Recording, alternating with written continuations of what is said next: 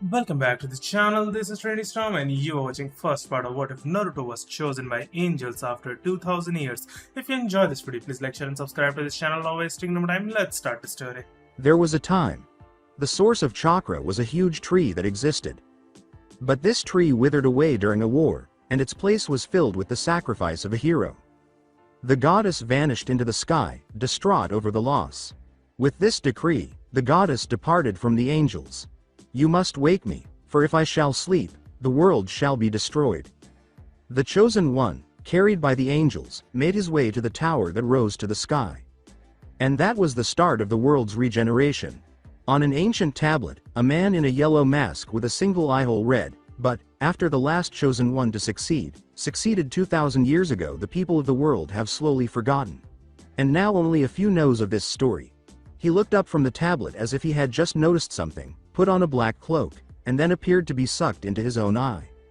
Screams of agony could be heard in a cave outside the large village of Konohagakure, but they were abruptly replaced by a newborn baby's cries. Unaware of the tiny red crystal in the child's hands, an elderly woman wrapped the infant in a blanket and lifted him up.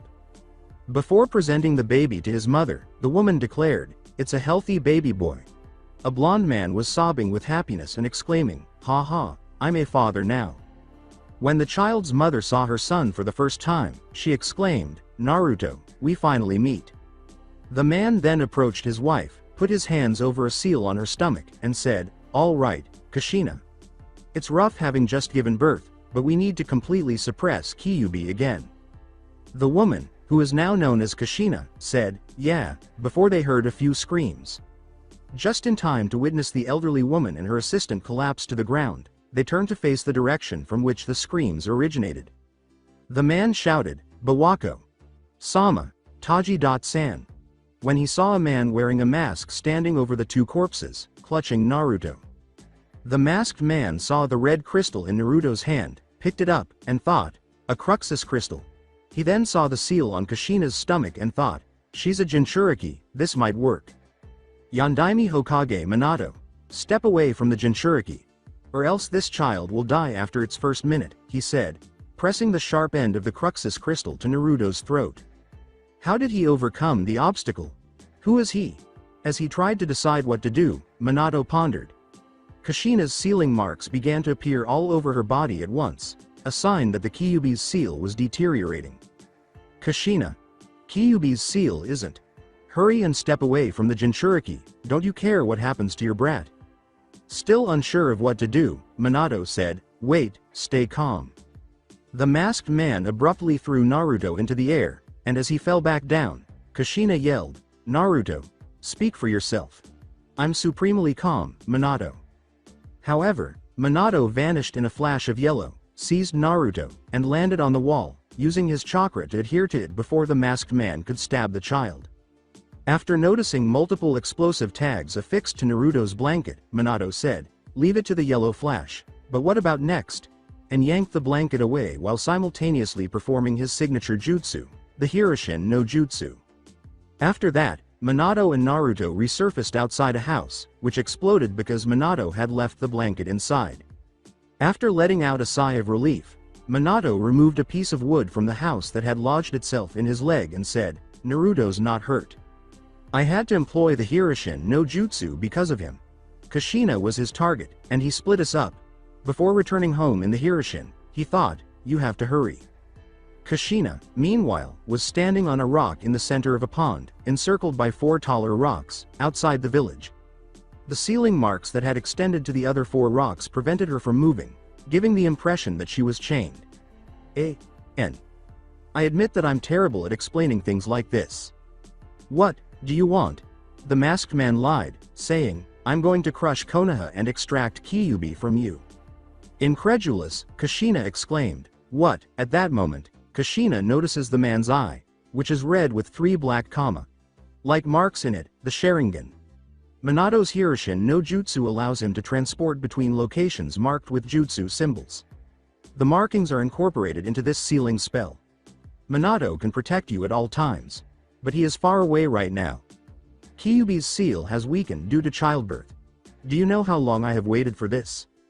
At the same time, Minato was simply lying Naruto on the bed in Kushina and Minato's home, saying, "You'll be safe here. Please be patient, Naruto. I have to rescue your mother.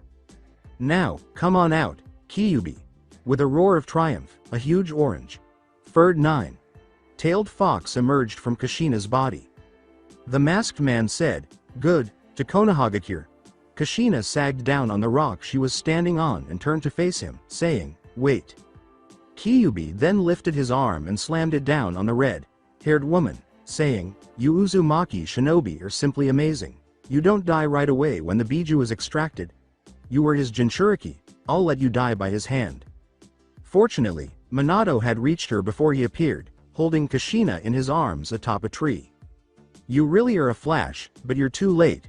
Weakly, Kushina said, "Minato, Naruto, is Naruto all right?" "Yeah, he's fine, he's in a safe place right now." The masked man said, "He flew away, that's fine, now let's get to Konoha." She said, "Oh, good, Minato, stop that man and Kyuubi, they're planning to hit Konoha." He then vanished. Many shinobi sensed something was amiss in the village, but nobody could have predicted what would happen when the masked man entered, bit his thumb, made a number of hand signals, slammed his hands to the ground, and exclaimed, "Kachiyose no Jutsu." On the masked man's orders, the enormous nine-tailed demon suddenly materialized in the center of the village and began to attack.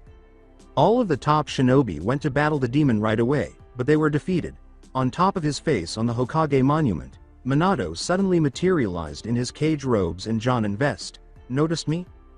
Before the sphere was hurled in his direction, Minato made a series of hand signals and said, "I won't let you destroy this spot."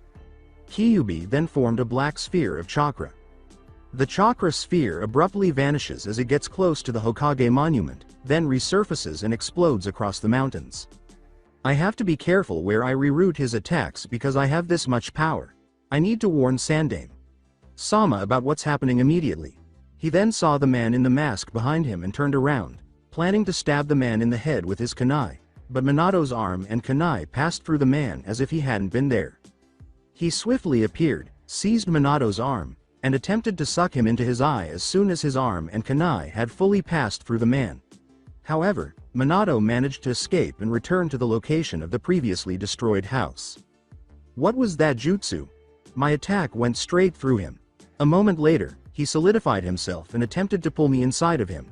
Just before the man in the mask materialized in front of him, Minato had this thought. "You shall not escape." He also employs space, time ninjutsu. That's how he was able to swiftly move and grab Kushina. He was able to defeat the Anbu that Sama was assigned directly. Overcome the most difficult classified obstacle. Was aware that giving birth would cause Kyuubi's seal to deteriorate. Plus managed to tame Kyuubi by breaking his seal. And avoid setting off any alarms by sneaking in and out of Konoha's barrier. "Are you Uchiha Madara?" Minato inquired as the man, now known as Madara, took off his hood. "As far as I know, there is only one shinobi who can do all that." "But no, it's not possible, he's dead." I wonder about that." "In the end it doesn't matter who you are, but why attack Konoha?" asked Minato. Madara held up the Cruxus crystal and remarked, "It seems whimsical, but also somewhat planned. For the sake of the world's regeneration." "The regeneration of the world? What is he discussing?" "That crystal, he took from Naruto, but where did Naruto get it?" Minato recalled the location and method of the man's acquisition as he glanced at the crystal in Madara's hand. Minato inquired, "Where did that crystal come from?" "Your son was holding it when he was born and I took it from him so that I may return it to him when he's older." "What are you babbling about?" Minato became even more perplexed when Madara remarked, "I came here to protect the next chosen one and fate just smiled upon me when I noticed that his mother was a Jinchuriki." Selected one. What is the intended meaning of that? Before asking, what makes you think that Naruto is this chosen one? Minato pondered. When the chosen one is born, the angels give him a powerful stone called a Cruxus crystal. Madara said before abruptly disappearing as he said, "Now hurry and put Kyuubi inside your son, so that the chosen one can finally succeed in his quest for the first time in 2,000 years and save the world from declining." The Konoha shinobi had just succeeded in removing Kyuubi from the village when he suddenly charged up another black sphere of chakra. However, a huge toad that Minato had called forth fell on him just before he could fire, but the chakra sphere remained in place and was aimed directly at the Sandaime and the village behind him. But he vanished before a huge explosion could be seen in the distance, just before the demon could fire. Minato had saved Kushina and Naruto before the house was blown up, and he and Kyuubi had returned with the house. Before he realized something, Minato said, "I've got to erect a barrier right away, but not much chakra left." Before chakra made chains abruptly emerged from Kushina's body and pinned Kyuubi to the ground while creating a barrier around them, she uttered, "I can still do it, Minato." As soon as Kushina said, "Whoops," woke him up. "Sorry, Naruto." Naruto burst into tears. Kushina, "I'll take Kyuubi with me to my death, so that the interval until he emerges again is delayed. It's all I can manage right now, with my remaining chakra, to help you too. Thank you for everything up till now. Kushina, you're the one who made me Yondaime Hokage, who made me your man, and made me this child's father, and yet I'm useless," said Minato. "Minato, don't look so sad. I'm happy, you love me, plus, today is the child's birthday, so, most of all, if I were to imagine me alive, and our future, together, as a family of 3, then, I can't see us being anything but happy. If I were allowed just one regret, I wish I could have seen Naruto grow up," Kushina said before Minato had an idea. "Kushina, there's no need for you to die to kill Kyuubi. Preserve what little of your chakra remains for your reunion with Naruto. I'm going to seal rest of your chakra inside Naruto. It'll be part of a trigram seal. And then I'll take Kyuubi with me, with the sealing jutsu that I can do, not being a Jinchuriki, the Shikafujin. But that jutsu results in the caster's death." Kushina objected before Minato continued, "Furthermore, I'm only going to seal away half of Kyuubi. Partly because it's physically impossible to seal such a large volume of power, but also because it's not strategically wise. If you take Kyuubi with you, there will be no Jinchuriki until he re-emerges and the Biju balance will be upset, which isn't good. With the Shikifujin, we can at least seal away half of Kyuubi forever. And the other half." Then Minato recalled a comment made by Jiraiya, his sensei. Rewind. Jiraiya remarked, "Perhaps you're the child of prophecy." "Huh? The what?" "The shinobi world is likely to experience terrible things in the future, and this child of prophecy will be the savior who emerges." Finish the flashback. Then Minato remembered Madara's words. One more flashback. When the chosen one is born, the angels give him a powerful stone called a Cruxus crystal. Madara said before abruptly disappearing as he said, "Now hurry and put Kyuubi inside your son, so that the chosen one can finally succeed in his quest for the first time in 2,000 years and save the world from declining." Finish the flashback. "I'm going to seal Naruto inside. The trigram seal is used. I am aware of what you will say, but keep in mind Jiraiya Sensei's remarks regarding global turmoil and the disasters that will follow. It seems to me that the child he mentioned will be the child of prophecy. Being a Jinchuriki, he will open up the future. I'm certain of it, but I'm not sure how," Minato concluded. Kushina said, "But, Minato." However, Minato had already made the required hand signals for the Shikafujin before she could say anything more. "We should have faith in this child. After all, he is our son," Minato remarked as the god of death materialized behind him. "I'll seal your chakra inside Naruto after this Shikafujin.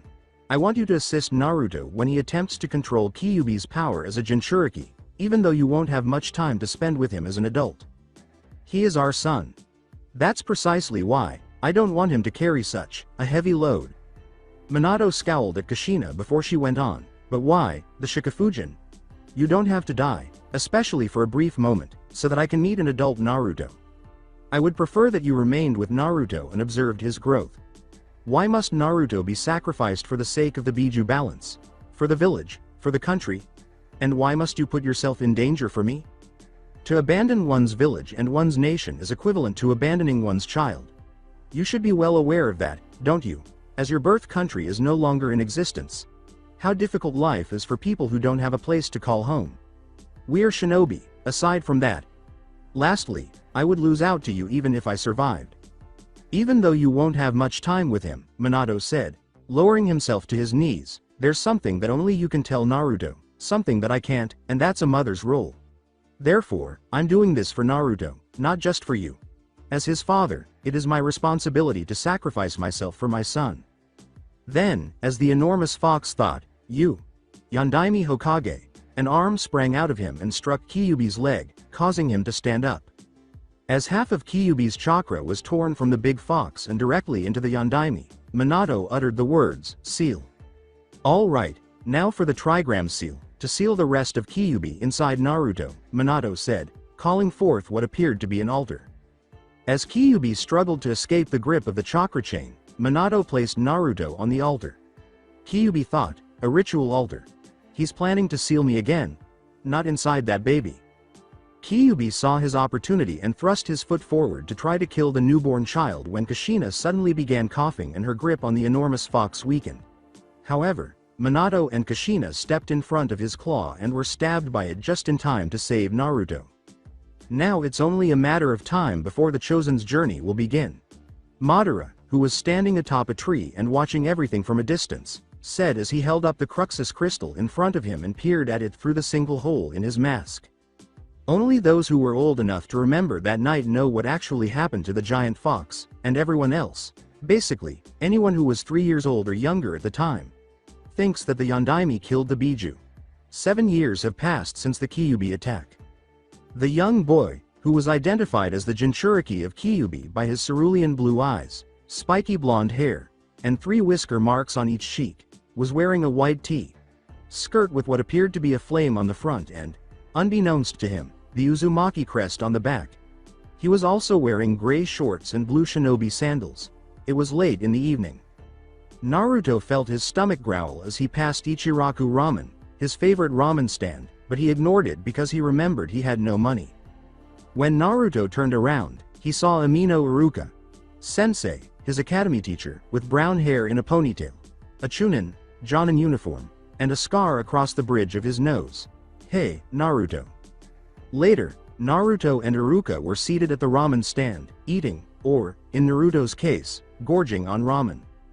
However, neither of them realized that a strange plant-like object was watching them from the rooftops.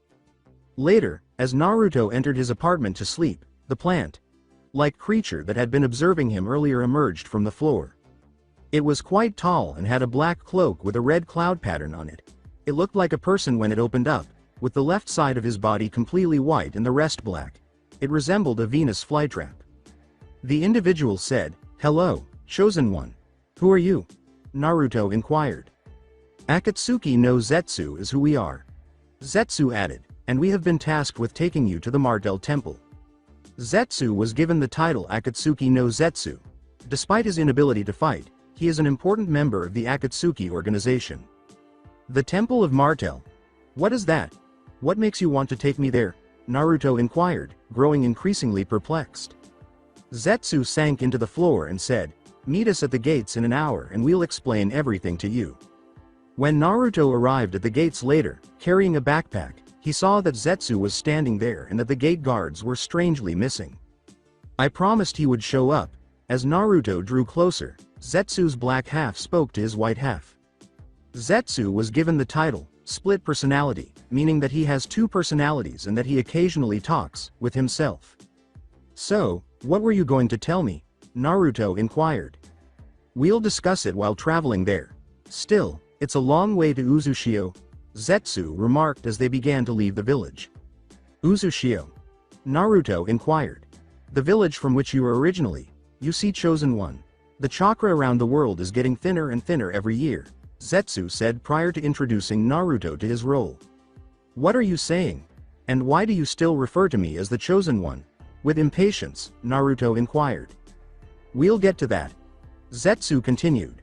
"About 4,000 years ago, there existed a giant tree that was producing chakra, but that tree eventually withered and died. And then chakra started fading away from the world. Of course, it was quite a lot of chakra to begin with, but what we have now is only a fraction of what we used to have." Zetsu went on to tell the tale. Nevertheless, a person known as the Chosen One was born who carried the goddess Martel's will. Although he was able to restore the world, it eventually reverted to its current state, giving birth to new Chosens.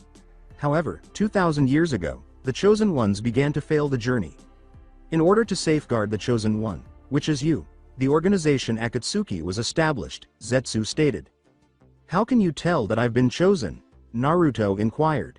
Simple, each Chosen One is born, carrying a small red stone, called a Cruxus crystal, and you were born with one in your hand, replied Zetsu. But where would it be if I were born with it in my hand? Naruto inquired. It won't be given to you before you receive the oracle, Zetsu replied. The oracle? What is that? Naruto inquired. An angel that have been sent down from the heavens to guide you in your journey, said Zetsu. An angel? Despite Naruto's inability to see it, Zetsu nodded when Naruto asked. Normally you shouldn't have received the oracle before you were 16, but since so many chosen ones have failed, it's been decided that you should receive the oracle at the age of 7, and instead of going on a journey, you'll mostly be staying in your village, and we of the Akatsuki will be searching for the different seals that you'll be going to, and when we've found one, 2 of our members will be sent to bring you to the seal and protect you from any danger that you can't overcome on your own. Zetsu continued, it sounds risky. Do you really believe I can succeed when so many others have failed? Naruto inquired. This time will be different because you have something that the others didn't have, said Zetsu. Like what? Naruto inquired. Kyuubi, Zetsu answered, and Naruto was taken aback.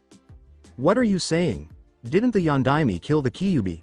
Naruto remarked, beginning to have some doubts about the details of the Kyuubi attack story that Iruka Sensei had told him. Since a Biju cannot be killed, the Yondaime did not kill the Kyuubi. By doing this, the Yondaime sealed it inside his own son. It was sealed into you by him. When Zetsu said that, Naruto instinctively clutched his stomach, stopped moving, and looked down at the ground. Me? I am the son of the Yondaimes, Naruto questioned incredulously. Zetsu interrupted, and you're the Jinchuriki of the Kyuubi. Naruto was given the title Jinchuriki, which means, one who has one of 9 powerful demons sealed inside him, but he still puts on a happy face and aspires to be the village leader regardless of how others perceive him. Shoreline, land of hot springs. After traveling for many days, they finally arrived at a shoreline marked, ruins of Uzushiogakure no Sato. Indeed, they could make out an island in the distance. So, is the island where my Chan originated, Zetsu Sensei? Naruto inquired. Yes, that's Uzushio, birthplace of the Uzumaki clan and also the village where you will find the Martel Temple, Zetsu replied. How will we get there? Naruto inquired. We're going for a walk. Zetsu replied. I taught you the water walking technique on the way here, didn't I? And then he walked out on the water, turning around when he saw Naruto wasn't following him. Nervous about crossing the ocean, Naruto uttered, W. Well, yes, but what if I fall into the water? Don't be concerned. When Zetsu said, you have a large enough supply of chakra to get you over to Uzushio and back several times, Naruto swallowed and took a trembling step into the water. When his foot failed to penetrate the water, he rushed to Zetsu and they began walking in the direction of the island. Sure of the land of whirlpools, when they finally arrived at the island with Zetsu, Naruto bounded up to the shore. As Zetsu appeared next to him, Naruto remarked, so this is where my Chan used to live before she moved to Konoha. Yes. Zetsu said, come with us now so we can finish this and you can go back to the village. After that, the 2 of them strolled through a forest until they finally came upon what appeared to be temple ruins. Is that the Temple of Martel, then? Zetsu nodded in response to Naruto's question. Naruto rushed to the temple and entered through the door after he said, yes. Temple of Martel. The young boy was in awe of the temple's design when Naruto and Zetsu entered. Whoa. Naruto remarked, I wonder who built this place. If I'd have to guess, I'd say it were the angels themselves who built it, said Zetsu. There were 4 different ways to enter the circular room. They had entered from the back, the front path was blocked by a gate, and the left path was demolished, leaving them with only one choice, so they turned right. They eventually reached a stairway that led downward, and after descending it, they entered a spacious room with a floor that appeared to be composed of glass and additional stairs that led further down towards some platforms. Whoa! As Naruto looked down, unable to see where he was going, he said, I can see right through the floor. Suddenly, he bumped into something and fell back to the ground. When Naruto looked up, he saw that he had bumped into a stone-made creature. The creature then stomped down on the blonde boy, but the boy rolled aside and grabbed a kunai from the pouch Zetsu Sensei had given him.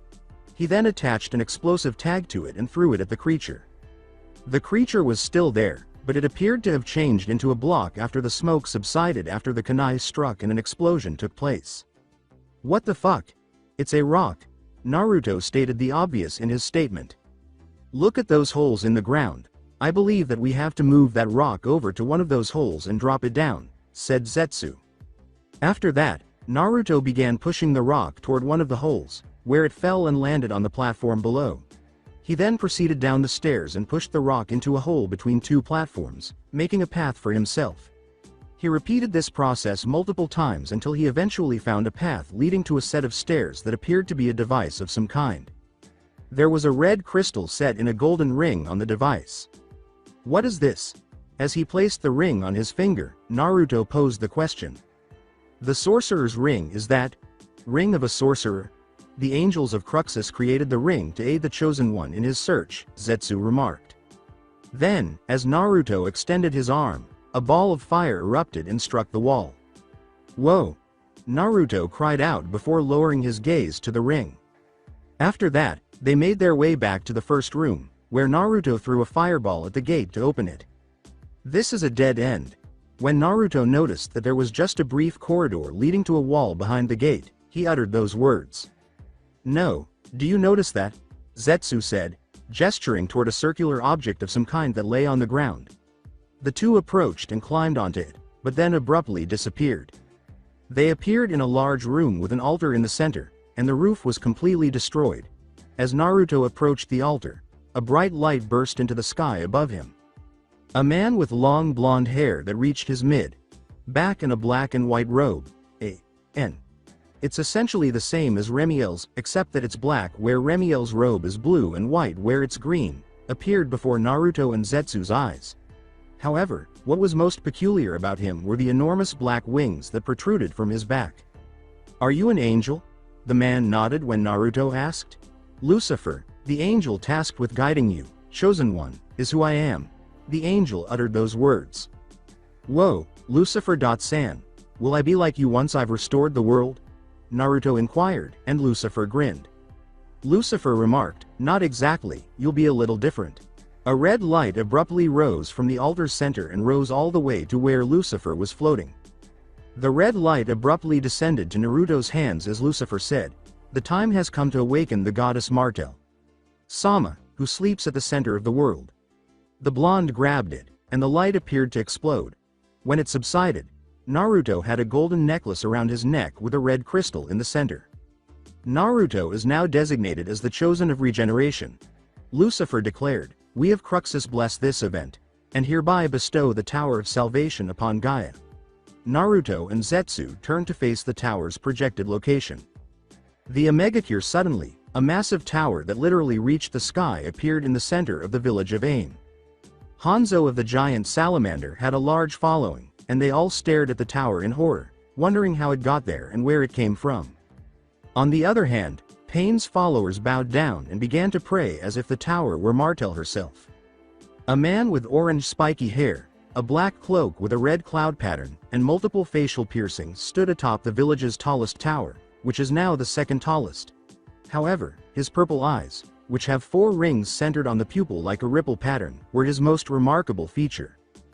Gazing at the tower before him, he remarked, "So, it's finally begun."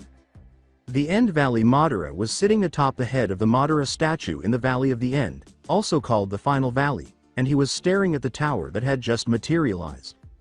Before appearing to be sucked into his eye, he said to no one in particular, "Seems like Zetsu did a good job in protecting him, now it's up to the others to guard him at the other 4 seals." After 2 weeks away from the village, Naruto discovered that the Sandaime had been very concerned about him, but he was unable to disclose his whereabouts. Of course, a lot of people wanted to know where he got the necklace and the ring, but they didn't bother to ask him, not that he wouldn't have told them. 5 years had passed since then, and neither Zetsu Sensei nor any other Akatsuki members had gotten in touch with Naruto. However, at the moment, he didn't give a damn because he had finally graduated from the Ninja Academy and was waiting to join a team in the classroom with all the other graduates. Iruka said, "Cell number 7. Haruno Sakura, Uzumaki Naruto," and Naruto cheered for being placed on the same team as his crush, while Sakura slumped and feared death as Iruka went on, and Uchiha Sasuke. This time, however, the reactions of Sakura and Naruto were the opposite. Before introducing the members of Cell number 9, Iruka stated, "Cell number 8. Inazuka Kiba, Hyuga Hinata and Aburame Shino." However, since they are unlikely to pass the Genin exam, they are not significant. Iruka identified the final team members, saying, "Cell number 10. Yamanaka Ino, Nara Shikamaru and Akamichi Choji." There was a pause until the teams were picked up by their senseis. Since his brief encounter with Uzushio, Naruto had changed his attire, wearing an orange jumpsuit with blue shoulders and the Uzumaki clan crest on his back. He also wore orange pants, blue shinobi sandals, and a Hite.8 with the Konoha insignia on his forehead.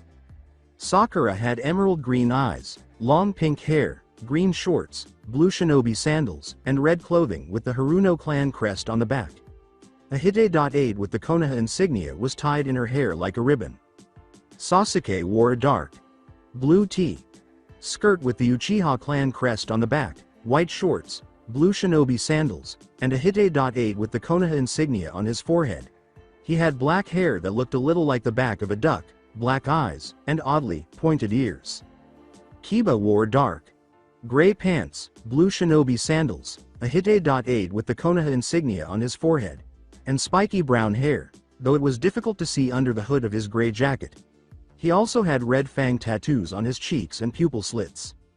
Like Sasuke, Hinata had short dark blue hair, white eyes, pointy ears, a white jacket, blue pants, blue shinobi sandals, and a Hite.8 around her neck bearing the Konoha insignia.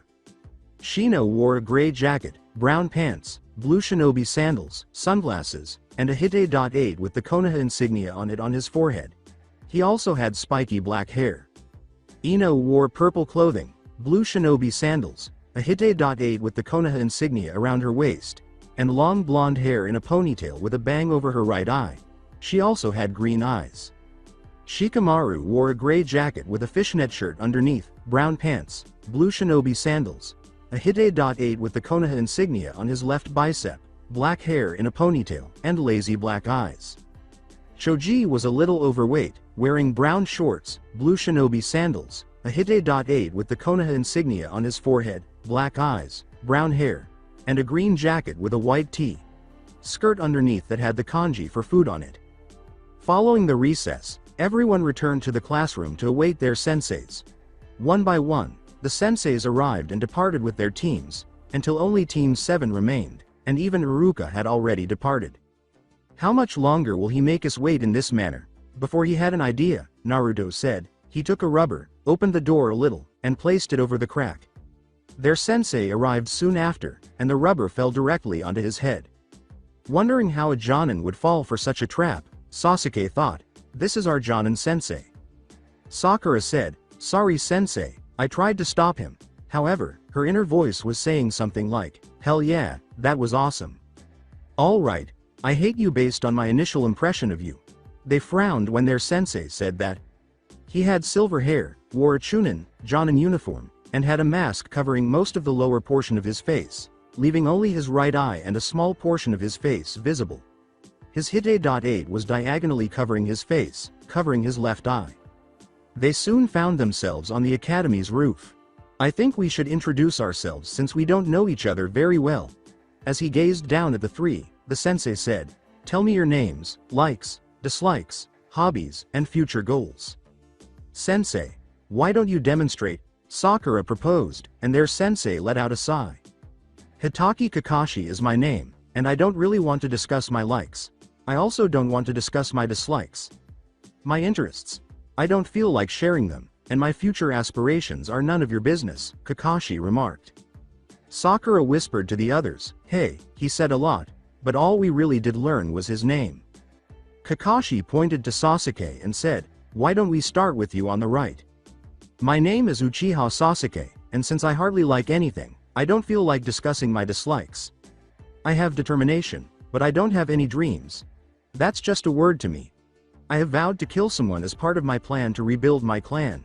Everyone had different ideas after Sasuke said that.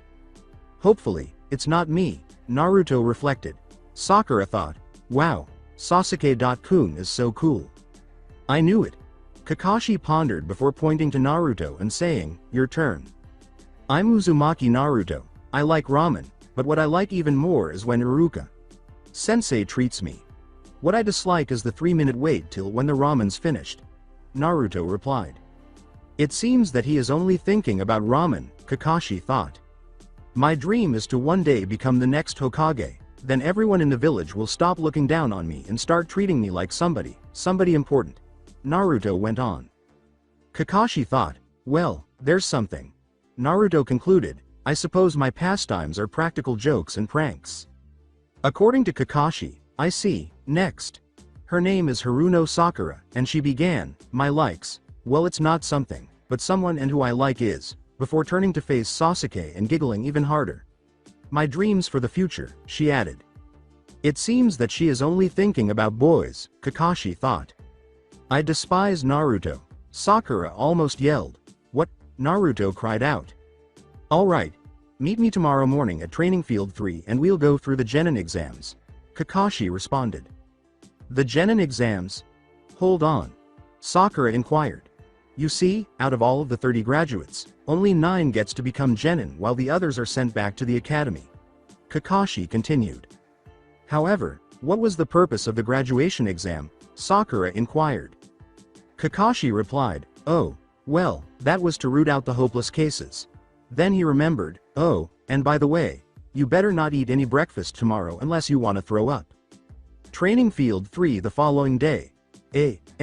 Since it's essentially canon, I won't go into specifics here.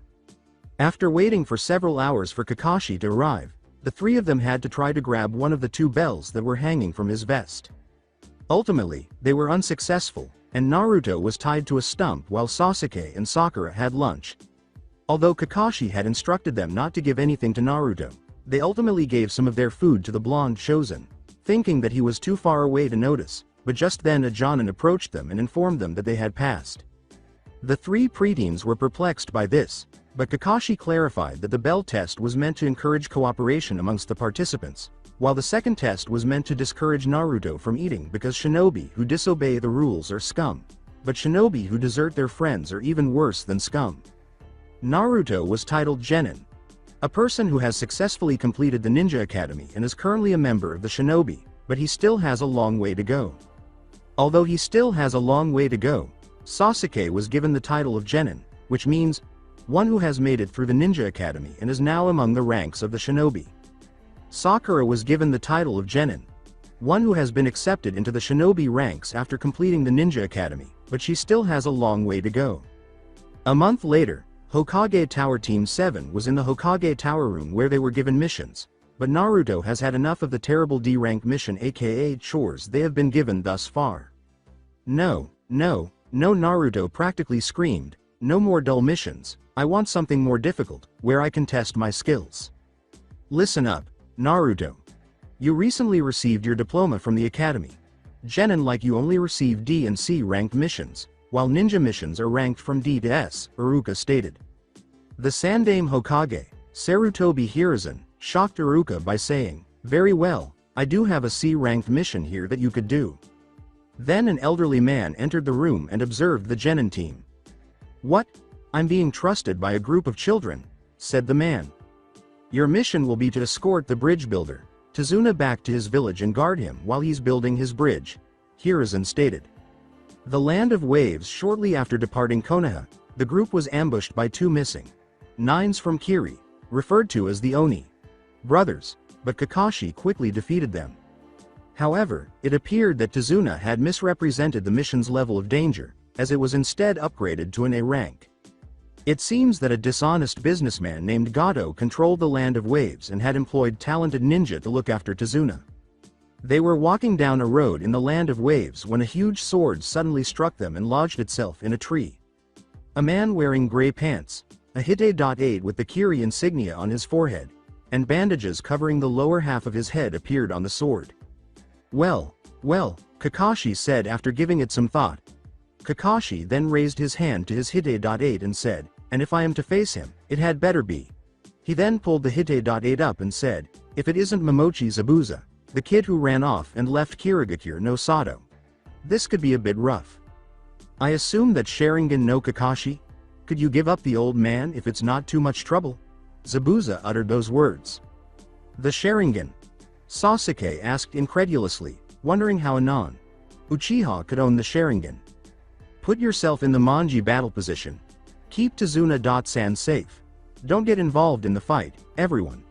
As he raised his Hite.8 until his left eye was visible and everyone could see that it was red and had 3 like marks in it, Kakashi remarked, that's the kind of teamwork this situation demands. Oh. To encounter the fabled Sharingan at such a young age. This is a privilege. I had the standard bingo book when I worked as a Kirigakure assassin. It wrote a pretty thorough article about you, mentioning your stellar record as well. The man who had copied more than 1,000 jutsus after penetrating them. Zabuza said, Kakashi the Copy.Ninja. Kakashi was given the title, Copy.Ninja. Is there a technique that a man who has copied more than 1,000 jutsus can't learn? Sakura pondered, but Kakashi. Sensei is he that amazing? However, does that imply that he is supposed to be exclusive to the Uchiha clan? Could he be? Sasuke asked himself. Enough. Even though this conversation has been pleasant, it is time to move on. I have a very strict timetable to finish the old man. However, Zabuza stated, it appears that I will have to kill you first, Kakashi, before leaping from the sword, carrying it with him, and landing on a nearby lake. With one hand in front of him and the other pointing upward, Zabuza stood on the water, forming half of the Torah sign with both hands. Kirigakure no Jutsu. Zabuza said the name of his jutsu, and then, as if out of nowhere, a dense mist appeared. He is no longer there, Sakura exclaimed, startled. Momochi Zabuza of the Kirigakure Assassin Corps is a well-known expert in the art of silent killing. He will target me first. You will go straight to heaven if you let your guard down around him. Keep an eye out, everyone, because I haven't necessarily mastered every aspect of the Sharingan. Kakashi uttered those words. 8 targets are present. Kidney, heart, jugular vein, subclavian artery, lungs, liver, throat, and spinal column. So many options. Which crucial, exposed location should I pick? Zabuza's voice cut through the fog, heh. Kakashi saw that Sasuke was quite anxious about the situation and quickly made a hand gesture. Sasuke. Relax. Even if he manages to get me, I will continue to keep you safe. I will never allow my allies to perish, Kakashi declared, grinning. From the center of the formation, Zabuza's voice said, game over. I wouldn't bet on that. Following Zabuza's sword swing, everyone was taken aback when Naruto swiftly spun around and used a kunai to block the enormous sword. After making sure the sorcerer's ring was aimed at Zabuza, a ball of fire erupted from the red stone. Zabuza was struck by the fireball, but the demon changed into water, and the real Zabuza emerged behind the blonde. All right, then.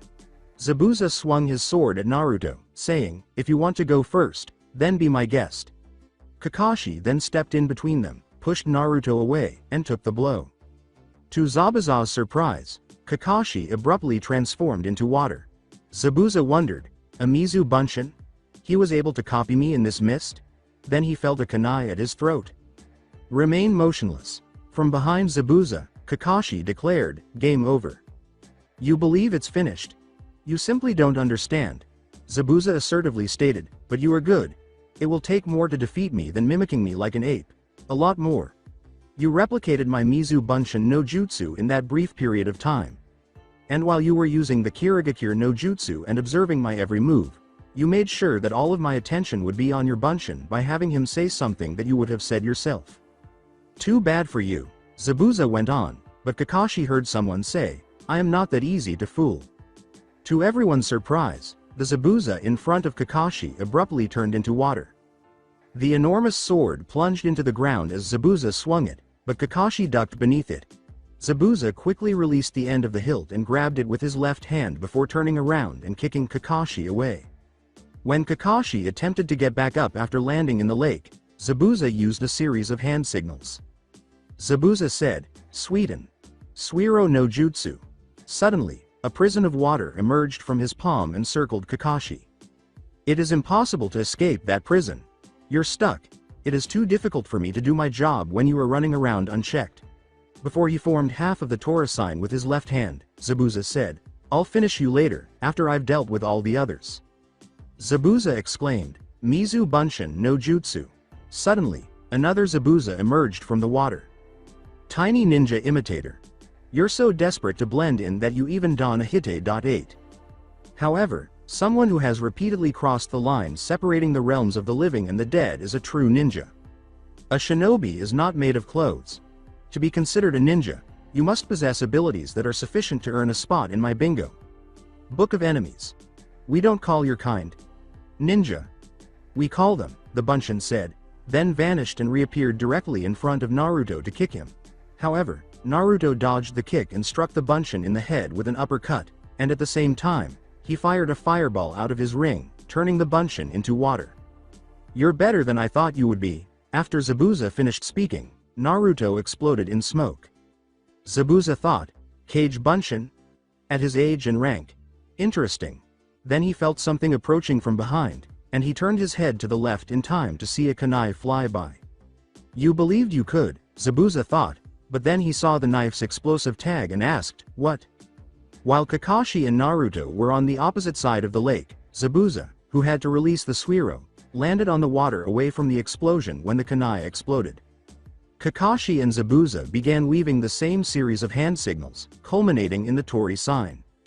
Both declared the same jutsu's name, and two water-based dragons emerged and engaged in combat. Suiten. Suiryuden no Jutsu. Then Zabuza and Kakashi jumped at one another, and Kakashi used a kunai to block Zabuza's sword. Before he and Kakashi pushed apart, Zabuza thought, "Something isn't right, he's..." Then, before they lowered their left arms, they both made the Kirigakure hand sign and began running in a quarter circle around one another before stopping. "He sees every move I make, every gesture I make," Zabuza thought.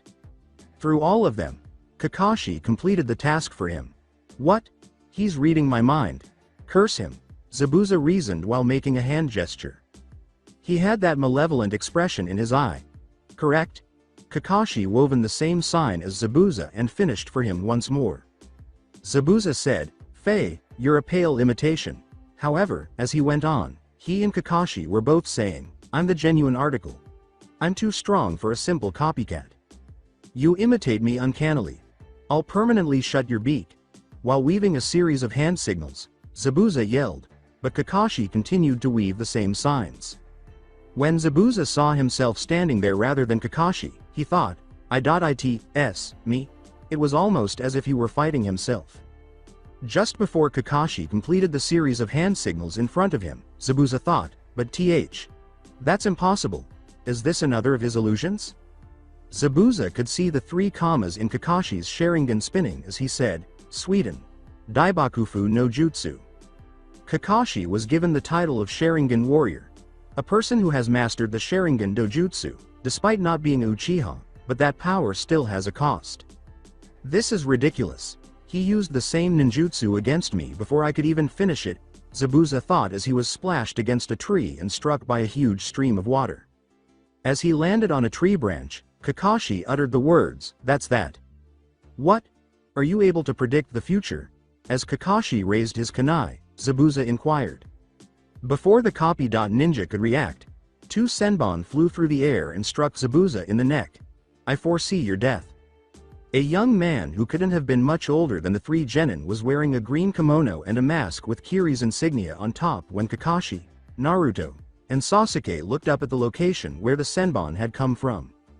The kid in the mask said, "Your prediction came true." Kakashi then leapt to check Zabuza's pulse. Before glancing up at the person who had murdered the swordsman, Kakashi thought, "Way dead. I appreciate your assistance. I hope it's okay with you that I'm interfering, but I wanted to feel the satisfaction of ending Zabuza's suffering," the child said. "The mask looks familiar. Correct me if I'm mistaken, but aren't you a Kirigakure-based shinobi hunter?" Kakashi inquired. "You're the smart one, aren't you? hunting down and dealing with rogues and outlaws is our duty and art. And I am a member of Kirigakure's elite tracking unit, the Hunter.Nin declared.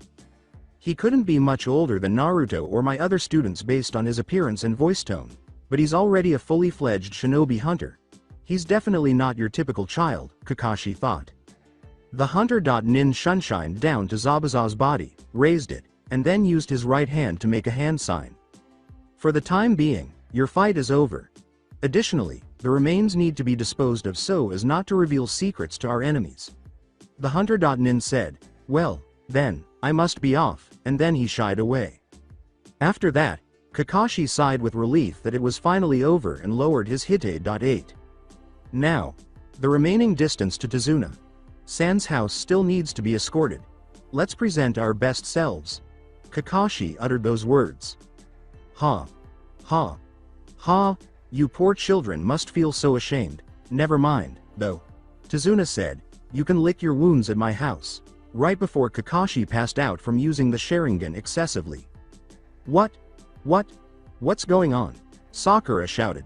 Kakashi thought, I must have used the Sharingan too much because I can't move. After arriving at Tazuna's, they encountered her daughter Tsunami and her son Inari. Suspecting that Zabuza was still alive and that the Hunter.Nin was one of his associates, Kakashi chose to teach the three genin the tree climbing exercise. To the surprise of both Kakashi and Sasuke, Sakura and Naruto reached the top of the tree on their first attempt. Naturally, none of the others were aware that Zetsu had taught Naruto the tree climbing exercise when he was 7 years old. With the exception of one incident involving a particular blonde chosen, the majority of the following week went without incident. Forest. Land of waves. A swarm of paper made birds suddenly appeared as Naruto was engaged in combat with one of his cage bunshins in the forest. What the fuck? Before puffing out of existence, the bunshin said. Upon turning around, Naruto saw that the paper birds had collided to form a woman with blue hair, orange eyes, a paper flower in her hair, and a black cloak patterned with red clouds. Akatsuki, thought Naruto. Hello, chosen one, young.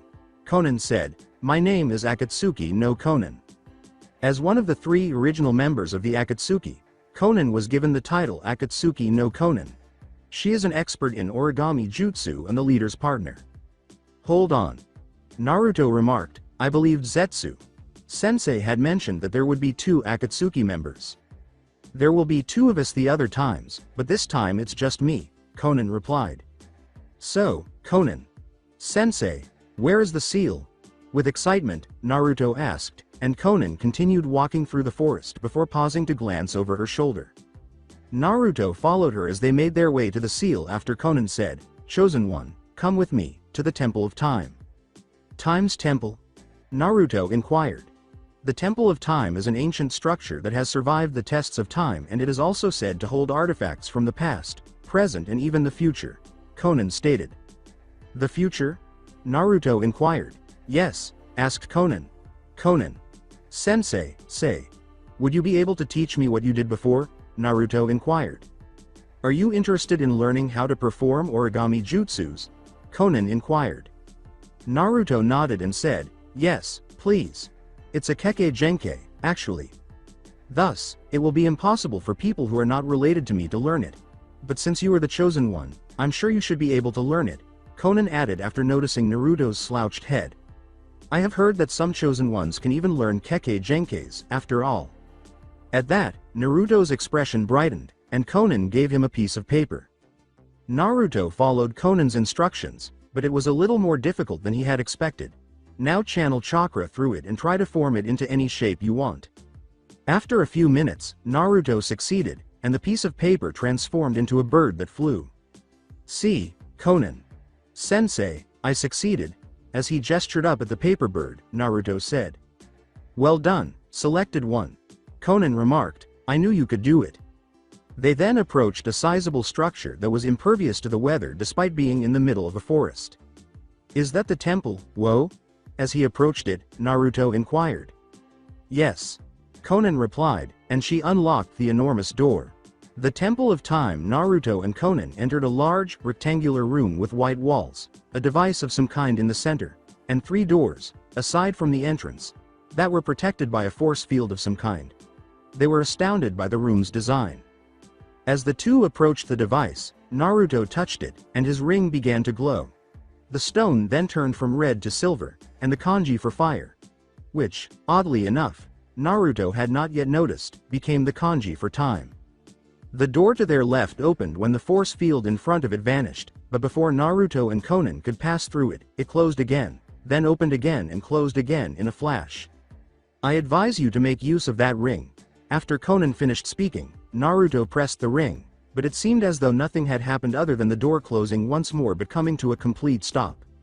Whoa, I believe I've stopped time. Naruto uttered those words. After they passed through the door, Naruto turned off the ring, and time started up again. They now found themselves in a tall, circular room with stairs running the length of the walls. The two descended the stairs until they came to the bottom, where numerous pedestals were arranged. Naruto approached a pedestal with an odd bracelet on it and the artifact's name written directly beneath it. Bodhi Blastia. What on earth is Blastia? Naruto uttered those words. Conan said, we should move on. Naruto followed the woman after saying, right. However, he stopped when he saw a sword that caught his attention. Naruto approached the sword, picked it up, and then looked down at the pedestal to find out its name. With the sword in hand, he followed Conan after reading, Dane Nomos. A.N. In case you were unaware, the events of Tales of Vesperia took place approximately 10,000 years prior to Tales of Symphonia. Conan's eyes widened as Naruto and Conan entered a large room, and all of a sudden, some earth in the center of the space rose up and took the shape of a person. A man with red armor, black eyes, and long black hair was standing in front of them. Hashirama S. Senju. Conan uttered those words. Hashirama Senju? Do you mean the Hokage of Shodai? Conan nodded in response to Naruto's question. Conan replied, yes. Naruto swallowed. Where am I? Who are the two of you? Hashirama inquired. The Temple of Time is where you are. This is Uzumaki Naruto, the chosen one, and my name is Akatsuki no Conan, Conan declared. You mean the Temple of Time? That clarifies it, then. I guess I was brought back to see how strong the chosen were. Hashirama uttered those words.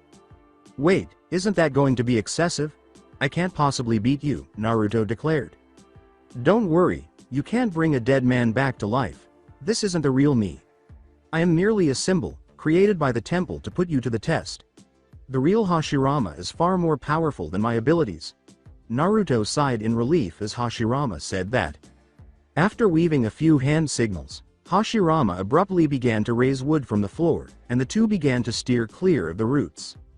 After cutting Dane Nomos through the roots with ease, Naruto began to run in Hashirama's direction, but a Mokuton user caused a root to emerge beneath Naruto's feet. After a brief moment of losing his balance, Naruto leapt at the Shodai, but Hashirama sidestepped it and made a series of hand gestures, but nothing happened when he completed the sequence. The Shodai then transformed back into earth as Naruto swung the sword and cut Hashirama in two. I did it. I defeated the Shodai Hokage, Naruto said before smirking. Just wait till I tell Sasuke this. You know that you can't tell him, Conan said, and Naruto turned towards her. Hey, why weren't you helping? Did he ask? This is supposed to be your test. I had no right in interfering, Conan stated. Seeing as though there weren't any other ways to go, Naruto and Conan headed back to the first room to see that the door on the other side of the room was open and the force field was gone. They walked through the door, and on the other side was a great bottom. Less chasm, and on the other side of it was a door that probably led to the next room.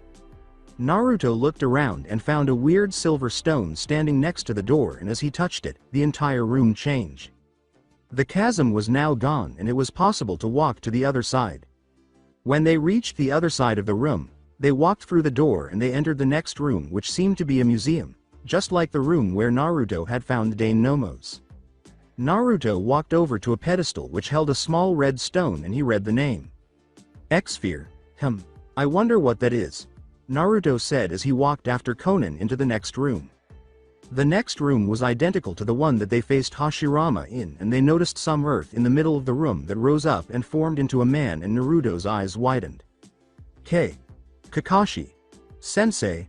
Naruto said surprised. He had never expected Kakashi Sensei to be his opponent. Naruto, what's happening? And who are you?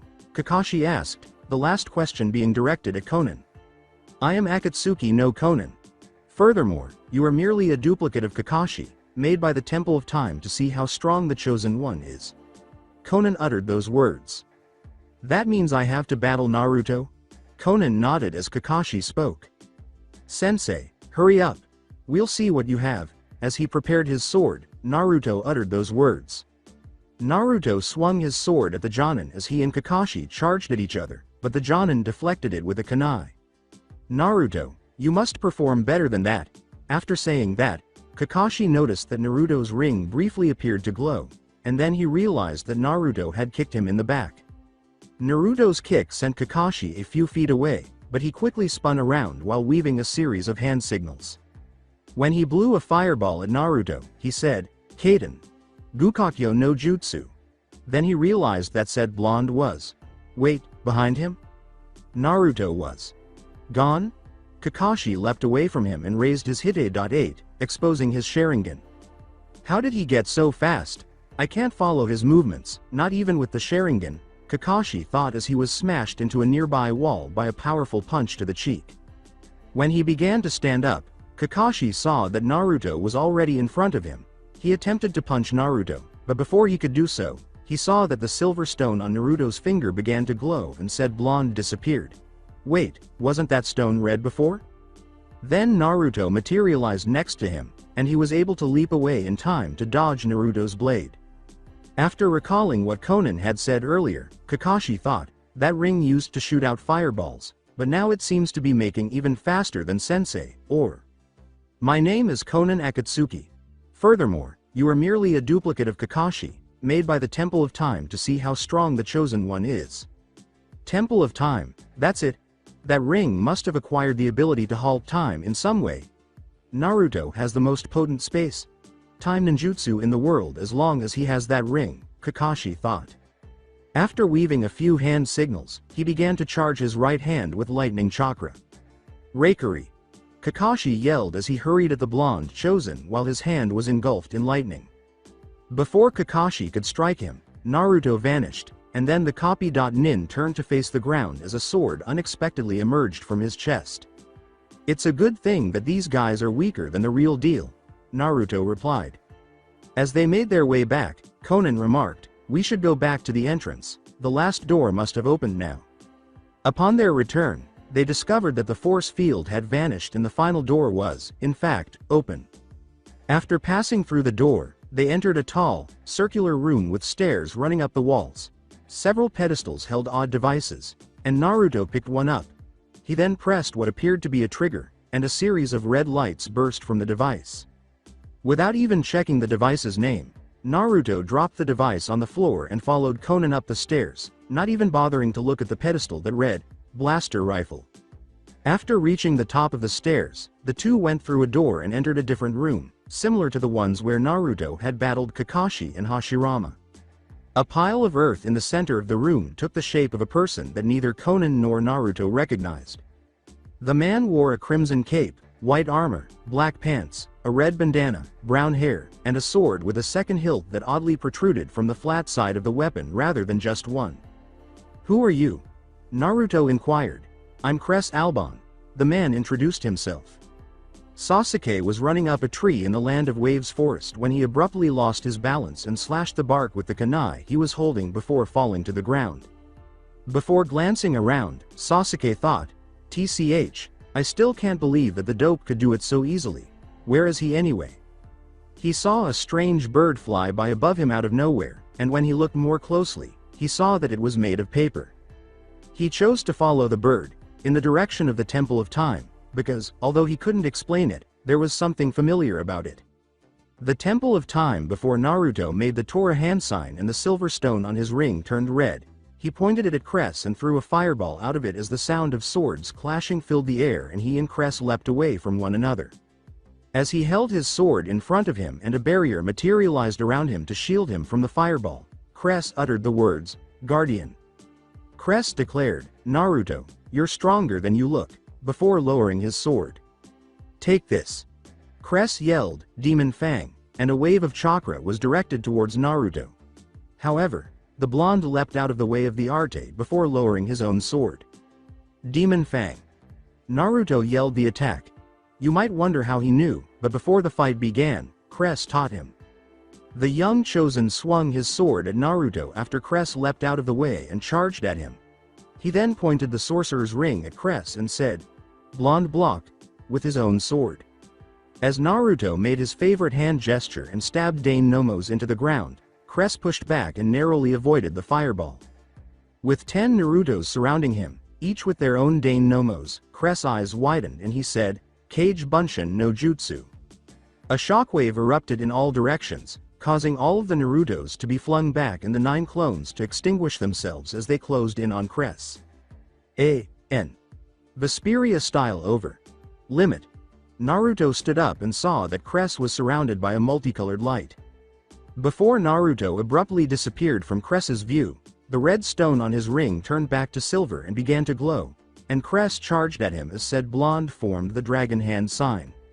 From Naruto's perspective, Cress was motionless, but time hadn't stopped entirely. He had discovered during his fight with Kakashi. It had only slowed down to the point where, in real time, 1 minute would be equivalent to 1 second. Naruto unexpectedly dodged his opponent's punch as he moved in to deliver it. Over. Limit was an amazing technique that enhanced all of the body's senses and abilities and had saved Cress and his friends multiple times. Naruto swung his sword downward as he reverted to the present moment. He called out, "Demon Fang." Cress, who had gained some distance, responded by using the same Arte, and the 2 shockwaves collided, causing a huge explosion. Forest, Land of Waves. Haku, Zabuza's associate, was wearing a green kimono and had long black hair, giving him a very feminine appearance as he strolled through the forest. He had gone to get Zabuza some herbs. He noticed Sasuke strolling through the forest as he looked up, and he followed the boy with the raven hair out of curiosity. Soon after, Sasuke arrived at a temple of some kind, and Haku noticed a paper bird that had landed just above the door, seemingly indicating that the young genin should come in. Sasuke began to move toward the door, but he turned around when he heard what sounded like a twig snapping. "Who is present?" he inquired, and Haku emerged from his hiding spot. "Sorry for spying on you, but I saw you in the forest and wondered where you were going," Haku replied. "He's that kid, working with Zabuza." Sasuke recognized the hunter.nin's voice and thought, his voice. "By the way, my name is Haku." Haku uttered those words. "Uchiha Sasuke." Sasuke. With no intention of disclosing too much, Sasuke said. "Uchiha? Isn't that the clan that owns the Sharingan? I heard that it was exterminated and that there was only one survivor, so I suppose that's him," Haku pondered. "So, tell me, why are people like you out here? I might learn something about him and his master if I can get him to talk," Sasuke inquired. Haku said, "I'm out, picking herbs." "Herbs?" Pretending to be perplexed, Sasuke questioned, "Of course. Kakashi did quite a number on his master. A friend of mine got injured a few days ago, so I'm collecting herbs to heal his wounds," Haku replied. "Do you know when he will be completely recovered? This is great. If we know when Zabuza will be back on his feet, then we can prepare for him more efficiently," Sasuke said, feigning concern. "Hopefully he'll be recovered by tomorrow," Haku replied. Sasuke thought, "Tomorrow? That's not good, I have to hurry and finish my training." "Say, why are you out here so far?" Haku inquired. According to Sasuke, training. "Oh, why? I think you're already quite strong," Haku uttered those words. Sasuke remarked, "I'm still not strong enough." "What is strong enough?" Haku inquired. "You have no business doing that." Before turning around and making his way to the temple's entrance, Sasuke uttered those words. "Tell me, do you have a significant other in your life?" Haku inquired. "What?" Sasuke halted and asked. "Do you have a special someone in your life?" As he began to approach Sasuke, Haku questioned, "I think that people can really become as strong as they need to be when they are defending someone they care about." Sasuke briefly considered Naruto, Sakura, and Kakashi before his mind veered to his brother, parents, and the massacre. As he entered the temple, Sasuke said, "No, I don't have anyone like that." Haku trailed behind him. The Temple of Time as he leapt into the air and slashed his sword upward, bringing Naruto with him. Cress yelled, "Lightning Tiger Blade." He then slashed his sword downward as he descended, and abruptly a lightning bolt struck the blonde. "Not bad, Cress.san, but you need to perform better than that. Datbeo." After saying this, Naruto vanished in a cloud of smoke, and Cress's eyes grew wide. "Naruto, not bad. You are a worthy adversary." Feeling Deinomo's flat side on his left shoulder, Cress uttered those words. From behind Cress, Naruto grinned his signature smile and said, "Thanks, that means a lot." The battle was then over, and the future warrior transformed back into Earth. Temple of Time. Foyer as Sasuke and Haku entered the temple, an altar-like object appeared out of the floor. "What the devil?" Before approaching the altar, Sasuke said, "But I couldn't figure out anything about it, so I decided not to bother with it." He and Haku then went through the door to the location where, unbeknownst to them, Naruto had previously fought Kakashi. Naruto and Konan entered through the door leading to the location of the fight with Cress shortly after the two had left the entry hall. "Yano, Konan. Sensei, you could have helped me out some more, instead of just sitting back and watching," Naruto replied. Konan stated, "This is your test, not mine." As they got closer to the altar, Naruto began to pray to the goddess Martel, saying, "I hope that some of the other Akatsuki members will help me out more at least." Hall of the Present Warrior, Temple of Time. Sasuke's eyes widened as he and Haku entered the room where Naruto had battled Kakashi. Suddenly, the earthen mound in the center of the room rose up and took the shape of a man. The man before them wore a black cloak with a red cloud design, had black eyes and raven black hair pulled back in a ponytail. "Itachi Yu Uchiha?" Sasuke spoke with a hint of fear in his voice and incredulousness. "Uchiha Itachi?" Haku asked himself. Itachi said, "Sasuke." He didn't question his whereabouts because he and his companion had discovered the temple. He recognized the layout, and he assumed Sasuke had somehow located it.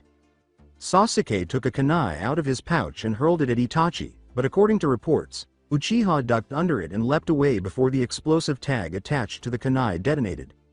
Once Sasuke had woven the hand signs and a big fireball was aimed directly at the older Uchiha, he said, "Kaden. Gukakyo no Jutsu." Before weaving the hand signals for the same jutsu that Sasuke had just used, Itachi ducked the fireball and used his Sharingan. Kaden. Gukakyo no Jutsu. The fireball was hurled directly at Sasuke, and Genin was unable to dodge in time. When Sasuke dared to look, he saw Haku standing in front of him with his arms outstretched and a wall of ice in front of him. Sasuke had covered his face with his arms, expecting the fireball to kill him, but nothing happened. "What?" Sasuke said. "Hyeten." Itachi thought, "I thought there were no more Hyeten users around." Haku was given the title, Hyeten user. A person who has inherited the ability to create ice using the chakra affinities of wind and water. "I propose that we collaborate here, Sasuke.san." Haku uttered those words. "Are you certain? After all, killing me now would make things easier for both you and Zabuza, wouldn't it?" Sasuke said. Unsurprised that Sasuke had discovered who he was, Haku remarked, "Perhaps, but unlike Zabuza Sama, I don't think I can take on a Sharingan user by myself." Prior to the wall of ice collapsing and the two sprinting in Itachi's direction, Sasuke said, "Hey, very well." Temple of Time. Foyer. A pair of golden wings that matched the color of his hair emerged from Lucifer's back as he extended his arm, hovering in front of Naruto and Konan. A few tiny lights fell and struck the Chosen. The angel then said, "Now I've given you some angelic powers, but beware, the angel transformation is not without peril." Naruto grinned at the idea of having wings, thinking that perhaps Sakura-chan would now like him. Now proceed westward to a location where the Uchiha are represented. After saying this, Lucifer vanished, and the two ninjas left the temple. Hall of the Present Warrior, Temple of Time. As he launched a fireball at Itachi, Sasuke yelled, "Kaden. Gukakyo no Jutsu." However, the S-ranked criminal simply jumped out of the way and was pierced by a bunch of ice needles, but he abruptly transformed into a swarm of crows, and the crows disappeared. "A cage bunshin?" Sasuke asked himself. "Down behind you, Sasuke.san." Sasuke dodged a kunai that Itachi threw at him just in time to avoid it, and he swiftly spun around while making a series of hand signals as Haku yelled. Kaiten. Gukakyo no Jutsu. Itachi used his own Gukakyo to counter the fireball that was aimed directly at him. Sasuke anticipated that his own Gukakyo would be overpowered when the two fireballs collided, but they appeared to be equally powerful until Itachi's eyes abruptly changed into a windmill pattern and blood spurted from his right eye. Amaterasu. Sasuke's Gukakyo was swiftly defeated as Itachi's Gukakyo was unexpectedly engulfed in black flames. After pushing Sasuke back against the wall, Haku moved in front of him and put up an ice shield, but the black flames began to burn the ice until it was completely gone. Sasuke, even though you've grown stronger, you still don't hate. Before turning into earth, Itachi uttered those words. As Haku walked toward him, Sasuke thought, he's right, I could have won if only my hatred had been stronger. Don't listen to him. Hatred doesn't make you stronger, it only makes you more hateful. You need friends you would want to keep safe if you want to be truly strong. Haku uttered those words. Forest. Land of Waves. Once Naruto and Konan had left the temple, they saw that the sword Naruto had discovered was gone, and a moment later the blonde fell to the ground. Konan was standing guard outside the small cave where Naruto awoke to ensure that no one would discover the blonde chosen. Upon noticing Naruto's awakening, Konan remarked, "You're finally awake. How long was I out?" Naruto inquired. Naruto was caught off guard when Konan said, "You were unconscious for about 12 hours. 12 hours? Startled, Naruto inquired. Your teammates are currently en route to the bridge, but they are unaware that Zabuza is waiting for them, so you should probably head there quickly." Konan uttered those words. "Oh, dude," Naruto said, "I have to hurry," as he stood up and began to leave the cave. Chosen One. One more thing. Don't employ the method you previously learned, Konan said, it'll raise unwanted questions. Naruto nodded, then, in order to get there more quickly, he activated his wings and flew into the air. Whoa! I'm able to fly. Before he saw anything on the ground, Naruto uttered those words as he shot through the air. When he flew to the ground, he saw that it was a boar with deep gash marks on it. He also saw that several trees had similar gash marks, which led to Tazuna-san's home. Bridge. Land of Waves. When Sakura, Tazuna, Sasuke, and Kakashi entered the bridge, they discovered that every employee had been rendered unconscious. What took place? What might have happened? Tazuna questioned one of the employees. Before collapsing, the worker uttered the words, monsters. Gazing at the genin with the raven hair, Kakashi thought, looks like Sasuke was right, and wondered how he could have known. Tazuna's home, the Land of Waves. Inari, would you mind doing the laundry for me? Tsunami inquired, Tazuna's daughter. All right, Ka-chan. But now I'm in the restroom. Inari uttered those words. Both were unaware that two thugs were waiting outside, prepared to kidnap one of them. Bridge. Land of Waves. When he saw a dense fog approaching, Kakashi thought, the mist, they're coming. In order to protect Tazuna, the three shinobi immediately formed a manji formation around him and pulled out their kunai. As this, Kakashi. Sensei, isn't his Kirigakure no Jutsu, the man we met? Sakura inquired as Sasuke began to shake. It's been a long time, Kakashi, and just like the last time, I see that those brats are following you. Zabuza's voice broke through the fog, and a few Mizu buncheons of Zabuza appeared all around them, including one in the center of the formation. And the little boy is trembling again, poor thing. I can't contain my excitement for a rematch, Sasuke said. Kakashi, who was sure that Sasuke could defeat the Mizu buncheons, said, go ahead, Sasuke. Sasuke moved swiftly, and in a matter of seconds, every Mizu buncheon had changed into water. Sasuke then reappeared where he had been standing, holding a kunai in each hand. Well, you were clearly superior to my Mizu buncheons. The brat appears to have grown into a respectable competitor. Haku?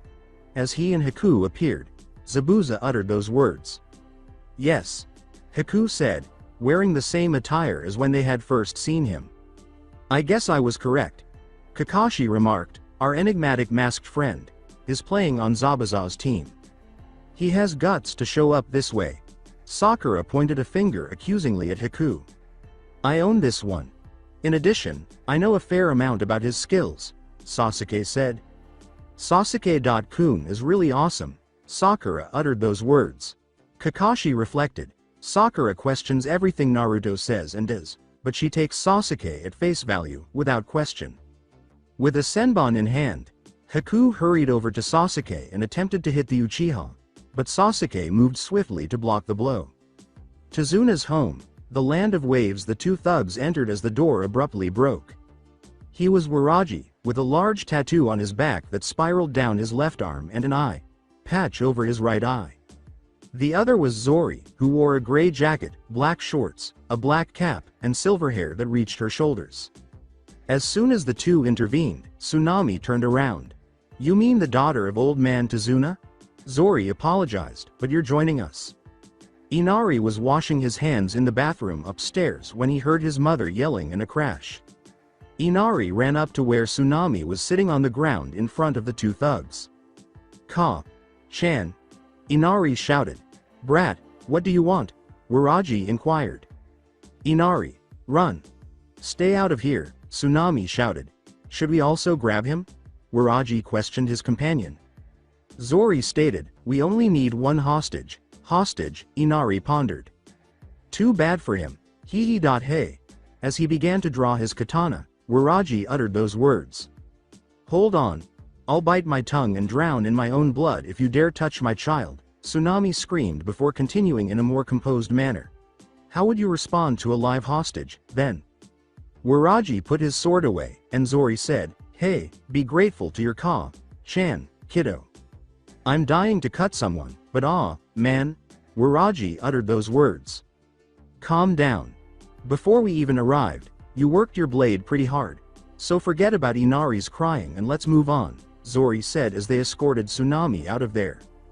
Between sobs, Inari thought, Chan, I'm sorry, I'm a weak little crybaby, I can't save you. Inari thought, and I'm afraid, I don't want to die, but then he recalled something Naruto had said. You're a big baby. You think that playing the lead in a melodrama and treating everyone as though they were guests at your sympathy party is admirable? Then he recalled something he had heard Kakashi say. I think one day he must have gotten fed up with crying.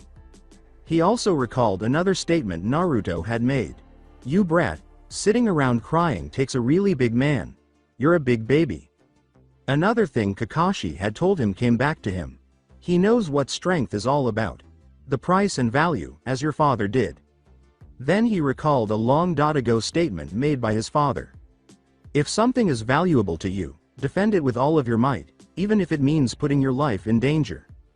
Before he got up and clenched his fists, Inari thought, everyone else is so awesome, so cool, and so strong. Could I be strong too, San? Hey, what gorgeous skin. So beautiful and silky. As he and his companion were escorting Tsunami away, Waraji remarked, it's a shame not to be able to cut it. Stop wasting time. Zori uttered those words. Hold on. As he approached them from behind, Inari shouted. Inari. Tsunami shouted. Well, have a look. The brat returned, Waraji remarked. You leave my Chan alone. Before rushing at the two thugs, Inari yelled. This child is a waste of room, geez, Waraji uttered those words. Zori said, so cut him, as they pulled out their katanas. Inari. As the boy was sliced by the two thugs and turned into a log, Tsunami screamed. Kawarimi. Zori wondered. You know, it's being a hero. All of that last minute stuff. As he held Inari beside an unconscious Tsunami, angel wings still visible, Naruto uttered those words.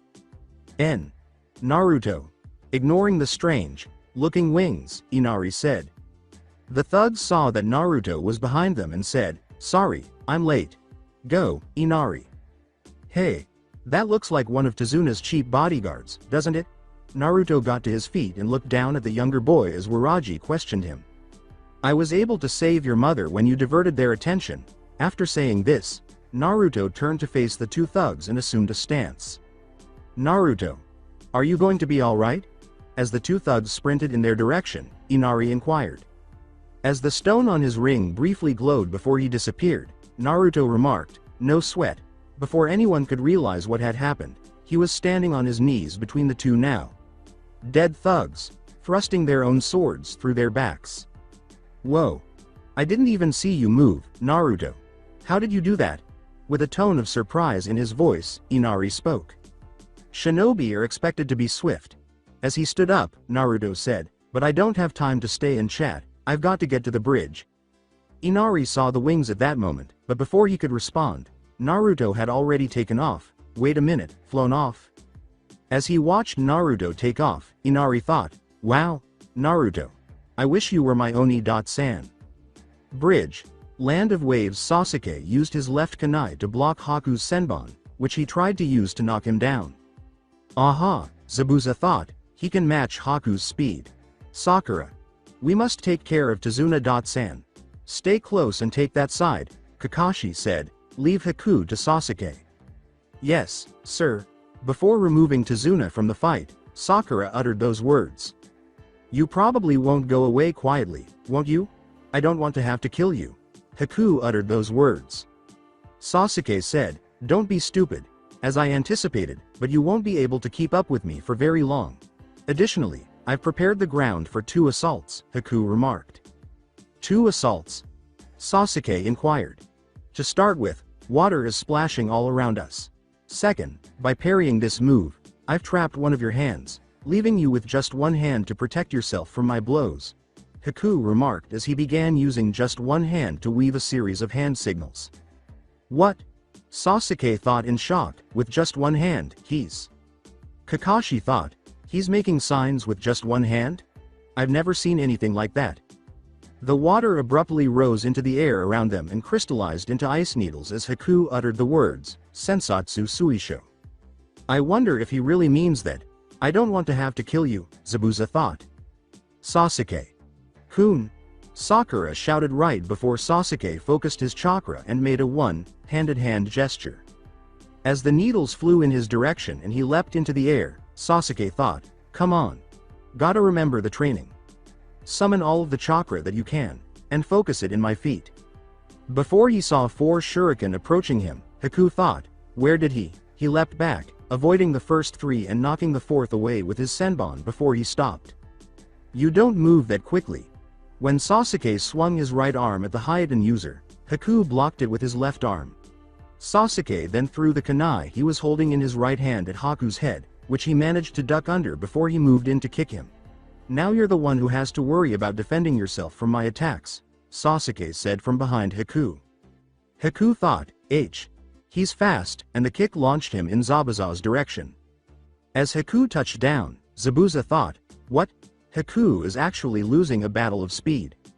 You move quickly. With assurance, Sasuke declared, I'm faster. You deserved that because you called names and underestimated my team. Despite his unassuming appearance, Sasuke is a highly regarded rookie in Konohagakure no Sato. And our sharpest mind is Sakura here, Kakashi remarked. That's certain. Yes, Inner Sakura replied. Finally, but just as importantly, we must not overlook our very own comedy ninja, the innovative show stopper, the one and only Naruto. Zabuza began to laugh before Kakashi finished. Haku, do you realize that if this continues, the very person you are trying to protect may kill you? Zabuza said, and Haku got to his feet. The temperature around them dropped as he made a hand gesture after saying, what a pity. Before the water surrounding him abruptly rose up and created a dome of ice mirrors, Sasuke pondered, why does the air suddenly feel so cold? Haku declared the technique's name, Makio Hyoso. Kakashi thought, I don't know this jutsu. Just before Haku entered one of the mirrors and his image appeared in each one. Blast. As he jumped in the direction of the dome of ice mirrors, Kakashi said, but Zabuza blocked his path. Remember that I am your adversary. The demon of Kiri uttered, our children together, while my boy kills yours. As Kakashi prepared to fight, he thought, no. Haku began, now that it's all in place. As Haku went on, Sasuke pondered, what is he going to do with these mirrors? Let me demonstrate some true speed for you. Before he pulled out a senbon, the Hyuuden user finished, and Sasuke was hit by senbons all around him. Sasuke. As he heard the Uchiha screaming, Kakashi shouted. I'll kill those other two if you make any abrupt movements. Zabuza uttered those words. You. Kakashi uttered those words. Sasuke. Kun? Tazuna.san. I'm sorry, but I'm going to have to leave you for just a little bit, Sakura screamed, hearing the cries as well. Alright, I'll be alright. Sakura advanced before hurling a kunai at the mirror in which Haku was standing after Tazuna said this, but his upper body emerged from the mirror and grasped the jagged blade. Sakura exclaimed, he caught it, but then a golden shuriken appeared out of nowhere, followed by a trail of golden feathers, and slashed Haku's mask before the boy fell out of the mirror. Who? Sakura said this just before Sasuke looked up, missing the wing's disappearance, and a stream of golden light shot straight down into the dome of ice mirrors. Are you okay, Teme? Naruto glanced over his shoulder and asked. Why? You idiot. You call yourself a ninja, but you lack caution and stealth. Just do what you want now that you've trapped yourself here with me. I don't really care, screamed Sasuke. You can forget it if that's how you're going to be, but I thought I'd come in here to save you. Naruto uttered those words. And since you're also stuck here, how did you intend to save me? Naruto merely grinned before making the Tora hand sign in response to Sasuke's shout. Wait and see. Naruto then launched a fireball and aimed the sorcerer's ring at one of the mirrors, but the ice was unaffected. Before drawing a senbon, Haku remarked, that pathetic flame will only barely touch my ice mirrors. Naruto and Sasuke were struck by innumerable senbon from all directions. Naruto thought, this doesn't look good. I need to figure out where the attacks are coming from. Before he made the dragon hand sign and the color of the small stone on the ring changed back to silver. Then, as Naruto activated his ring, he saw that Haku had jumped out of the mirror and was on his way to another senbon. Before Haku arrived at another mirror and hurled a senbon at him, Naruto thought, so that's it. There was only one of him all the time, but he moved so quickly that it was impossible to see. The senbon, as seen from Naruto's perspective, was only moving a millimeter per minute.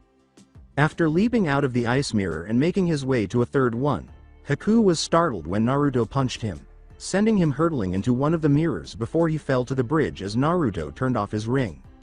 Sasuke couldn't believe what he saw when Naruto abruptly disappeared and then hit Haku.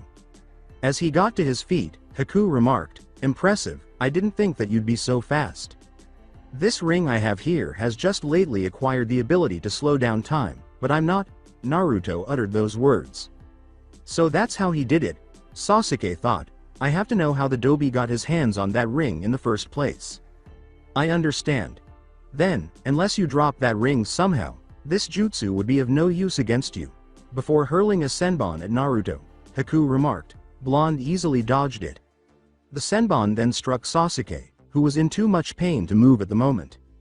Then, with one tormoy in his left eye and two in his right, Sasuke's eyes went red, and he narrowly avoided the senbon. After that, Haku wove in a few hand signals, and needles of ice shot out of every mirror at the two genins.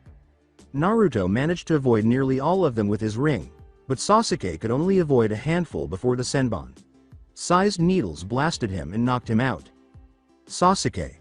Well, if that's the way it's going to be, then I guess I'll win this with my newest technique. Naruto yelled, but received no response. He then turned to face Haku. As Naruto began to weave a series of hand signals, his wings became visible, and a white glyph appeared on the ground beneath his feet. Haku thought, he's still got a trump card up his sleeve. Naruto declared, Angel Style. Angel Feathers Jutsu. A golden kunai materialized out of thin air and flew in Haku's direction, trailed by golden feathers. Haku dodged the kunai just in time, and it passed through the ice mirror without slowing down, causing it to fall to the ground. Alongside the others, Zabuza and Kakashi were looking at each other, waiting for the other to make a mistake, when they both felt something approaching and leapt aside in time to see the golden kunai fly by. What was that? Zabuza thought. It came from where Haku and those kids are fighting. Just before they heard footsteps, Kakashi thought, that kunai emitted a chakra signature, and it was the exact same chakra as Naruto. When did he learn something like that? All right. Why are we here? Zabuza, I thought you said you would kill them. Sakura, Tazuna, Zabuza, and Kakashi all turned to face the source of the voice and saw Gato standing there with a mob of thugs behind him. With Haku and Naruto, Haku abruptly spun around when he detected Gado's well-known chakra signature behind him, along with numerous others. Why is he in this place? Haku didn't ask anyone in particular. What? Who was present? Before he saw Haku weaving a series of one-handed hand signals, Naruto asked. You should contact your friends again if you're curious, before disappearing, Haku said, and Naruto turned to face his teammate, who was still unconscious and appeared to be dead, before rushing to join the others. Alongside the others, what are you doing here, Gado? What made you bring them all? Gazing at the businessman, Zabuza posed the question. Zabuza. Sama, as he emerged, Haku said. Haku, did you get rid of the brats? Haku shook his head when the demon asked.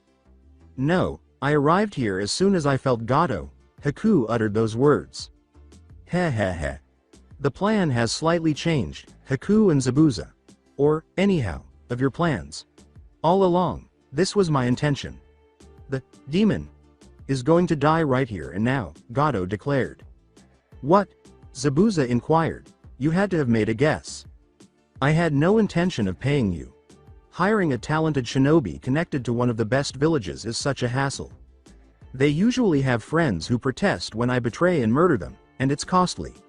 Hiring renegade ninjas like you is so much easier. After the job is finished, nobody gives a damn about what I do to your kind. You ninjas are all so excited to battle one another. Common thugs can take care of the rest after you've worn each other down. It's a fantastic business strategy that's both economical and effective, Gado stated. Heh heh.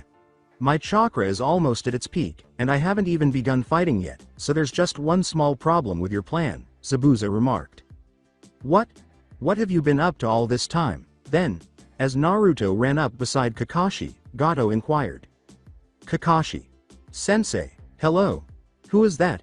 Did he ask? That's Gado. Kakashi uttered those words. Naruto questioned, that guy's Gado? Because he had imagined the drug dealer to look different from the way he actually did. Hi, Naruto. Sasuke.kun. Where are you? Sakura asked, and Naruto simply turned to face the dome of ice mirrors with a dejected expression on his face.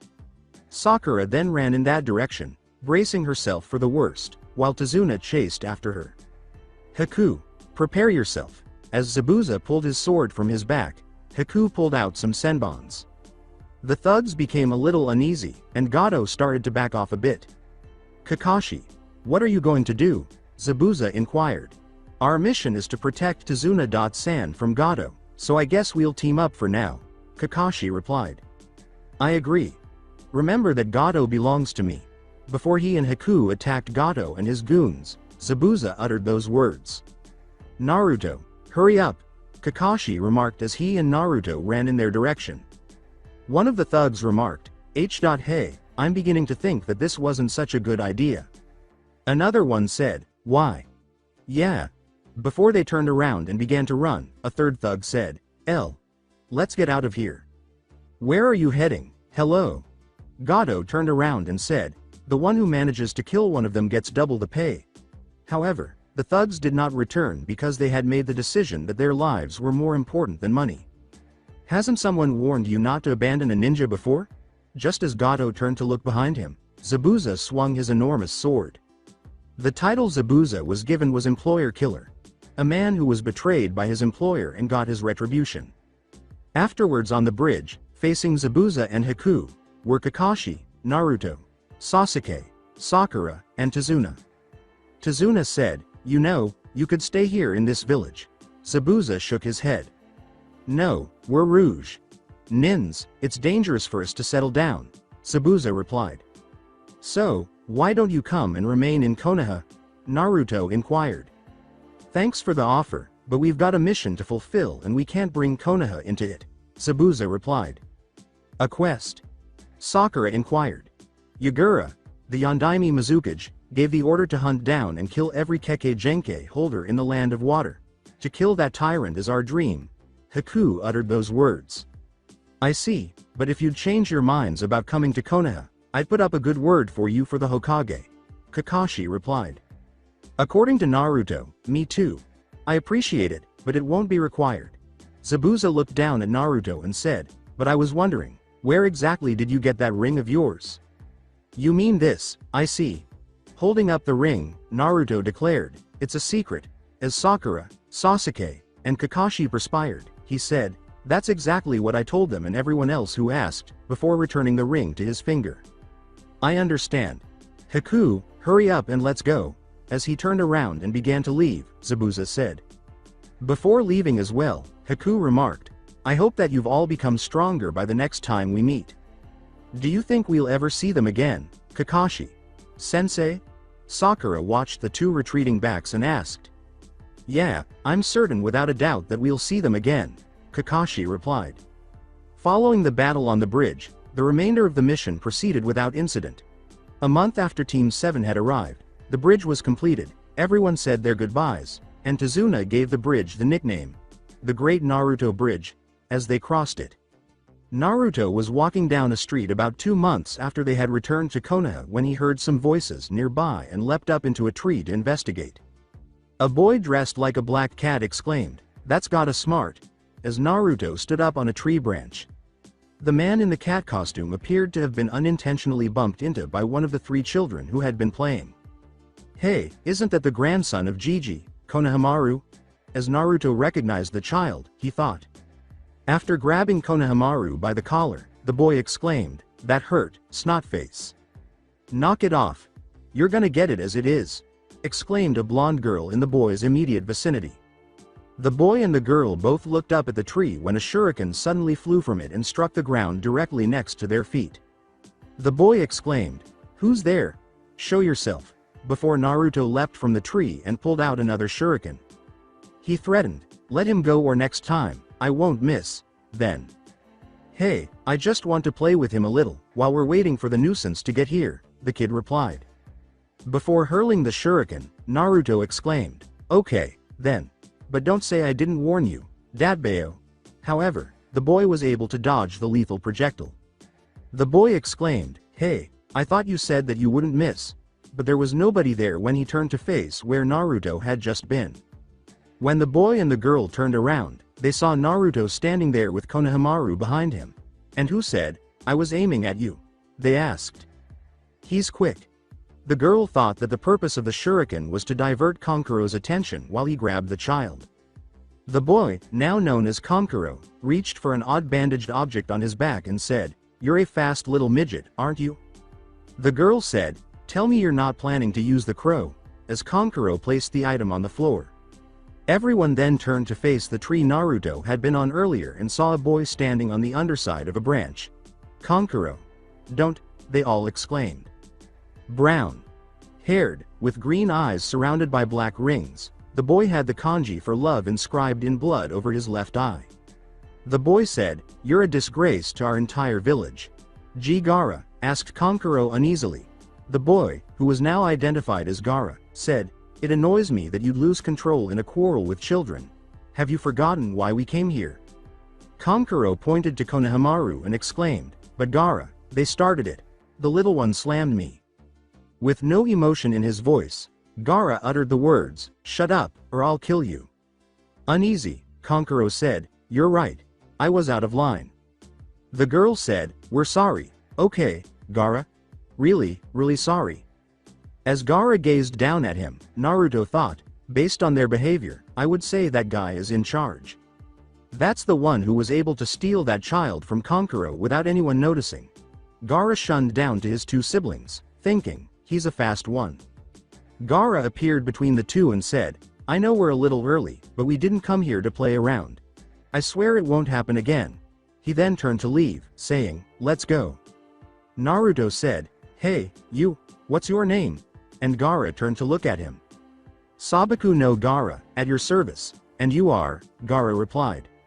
Naruto said, "Uzumaki Naruto." However, none of them were aware that 3 ninja were perched on a branch above them. "What do you think?" inquired one of them. A man with nearly all of his face bandaged said, "None of them are of any importance, except the Konoha blonde and the spook from Suna. Keep an eye on them." Location of Team 7's meeting the following morning. In reality, Naruto, Sasuke, and Sakura had been waiting for Kakashi to arrive for 5 hours. When Konoha's strongest Jonin finally appeared, he said, Morning, guys. Today, I wandered a bit from the path of life. You are such a liar. Would it kill you to at least pretend to be sorry? Sakura screamed. In any case, this may surprise you, but I've recommended all three of you for the Chunin exams. Kakashi responded. Say what? Exclaimed Sakura. Naruto shouted, believing their sensei was joking. Good one, sensei. You almost had us.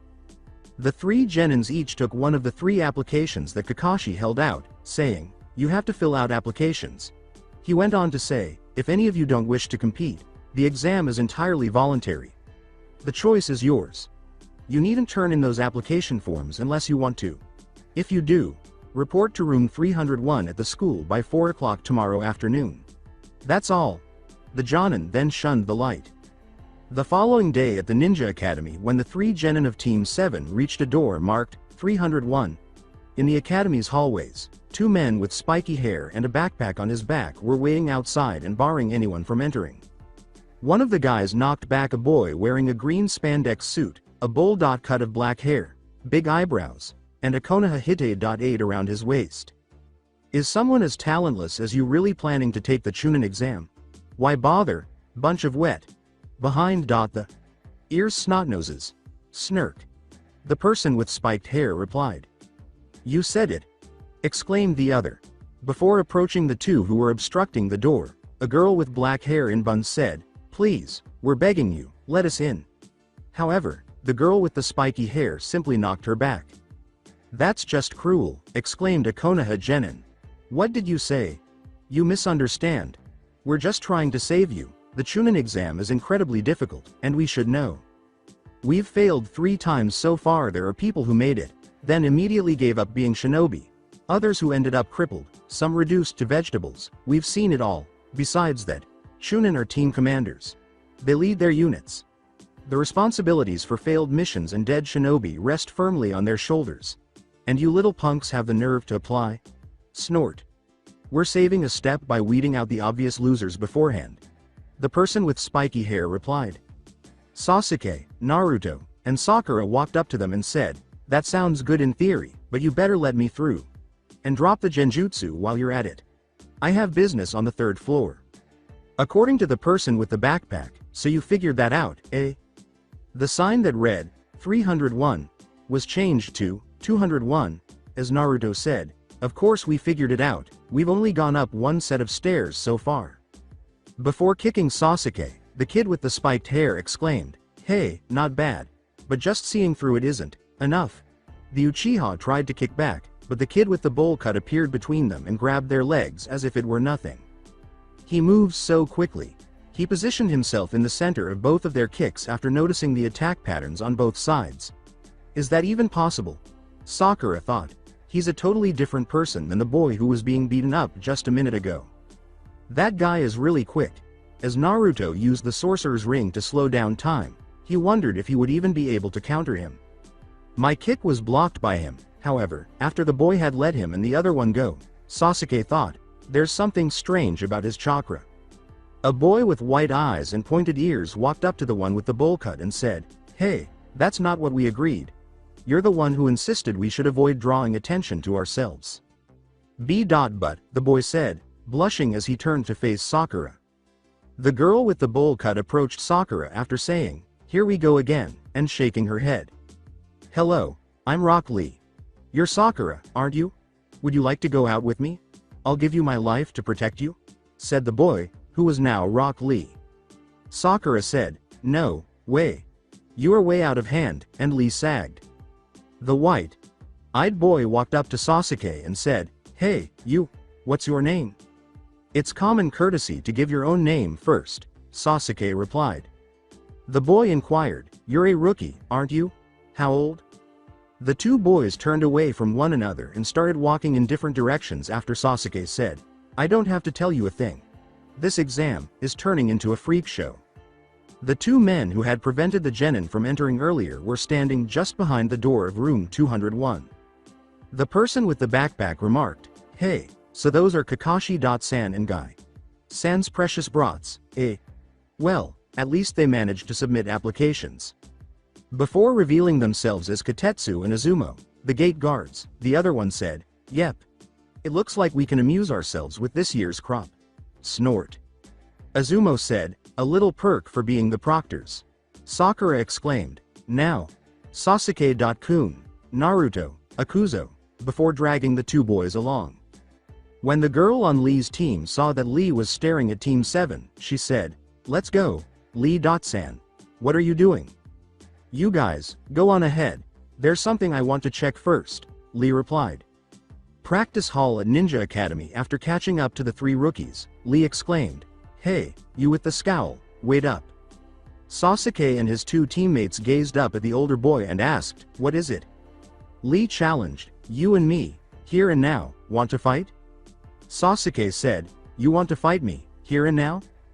Before leaping to the ground and landing in front of them, Lee exclaimed, yes, my name is Rock Lee. Among sticklers, etiquette requires one to introduce oneself before asking for the name of another, Uchiha Sasuke. Lee assumed a taijutsu stance as Sasuke remarked, huh, so you knew who I was all along. I'm calling you out. I want to test the effectiveness of my techniques against the last surviving member of your legendary clan, Lee replied. So you're challenging me, even knowing my lineage? In other words, you're a fool. So, dog. Brow, do you really want to learn what it means to be a Uchiha? Sasuke replied. Definitely, Lee exclaimed with assurance. I can't wait. This is my first time competing against the best of the rookie class. Guy. Sensei, you'll now have the evidence you need. Mark my words, none of you will beat me. I am the greatest fighter among all the genin in Konoha, he went on. Lee was given the title of greatest genin. Is it accurate to say that he is the best genin in Konoha? Sakura saw that they were running out of time, but Sasuke said, this could be fun, I accept your challenge. Don't do it. Sasuke.kun. We have less than half an hour to submit our applications, she responded. Sakura applauded as Sasuke hurried at Lee, saying, this will only take 5 minutes. Here we go. I apologize, Guy. Sensei, but I might have to violate the major rule. That move might be necessary. Konoha Senpo. Lee thought as he disappeared in a flash of speed and materialized right in front of the Uchiha, poised to deliver a forceful roundhouse kick. Above me. There was no time to duck as Lee was about to kick him again, but Sasuke had this thought before he ducked under the kick. You must block. When Sasuke saw that Lee was making a hand gesture with one hand, his foot abruptly passed through his guard, sending Uchiha flying several meters away. I believed that Sasuke.kun had blocked it, Sakura pondered. He's good, whoa. That's how you get past Sasuke's defense, Naruto pondered. How did he manage to evade me? Does this look like ninjutsu or taijutsu? A genjutsu? Sasuke pondered for a moment before getting to his feet. Naturally, he's returning for more. As Lee returned to his taijutsu stance, he thought. Alright. Before Sasuke activated his Sharingan and revealed that he now had 2 tormos in each eye, he thought, this might be my chance getting a little practice using it. That appears to be the Sharingan. However, what time could Sasuke.kun have? Why Sasuke.kun? Why both eyes, too? Sakura pondered. Lee thought, so that's the famous Sharingan. Oh, Sasuke.kun. He is the greatest. Sasuke.kun is capable of breaking the code of dog. Browse methods if this is the same type of genetic Kekkei Genkei skill that Kakashi Sensei possesses, Sakura pondered. There's magic going on here, whether it's a ninjutsu or a genjutsu. As he charged at Lee, Sasuke thought. And Sasuke.kun will dismantle it. His strength keeps increasing. He must be descended from Uchiha. Some slimy runt could never defeat him, Sakura thought, but to her astonishment, Lee abruptly vanished and reappeared beneath Sasuke, kicking the Uchiha's jaw forcefully and sending him flying. My Sharingan was unable to recognize his tactic, Sasuke thought, but that means he's using those moves. Before he leapt into the air and emerged behind the Uchiha, Lee seemed to know what Sasuke was thinking when he said, exactly, they're neither ninjutsu nor genjutsu. Oh, Kagabuyo, Sasuke uttered, the technique recognizable. That's right. No trickery. My moves are strictly physical. Hard as you may find it to accept, if your Sharingan can see to the heart of every ninja art well enough to duplicate it, as it is said to, Then you know what I say is true. I'm sure your Sharingan is invaluable against arts like ninjutsu and genjutsu, with their formalized rules, sign, casting, and chakra. But physical taijutsu arts in their pure form are a very different story, Lee clarified. According to Sasuke, but how?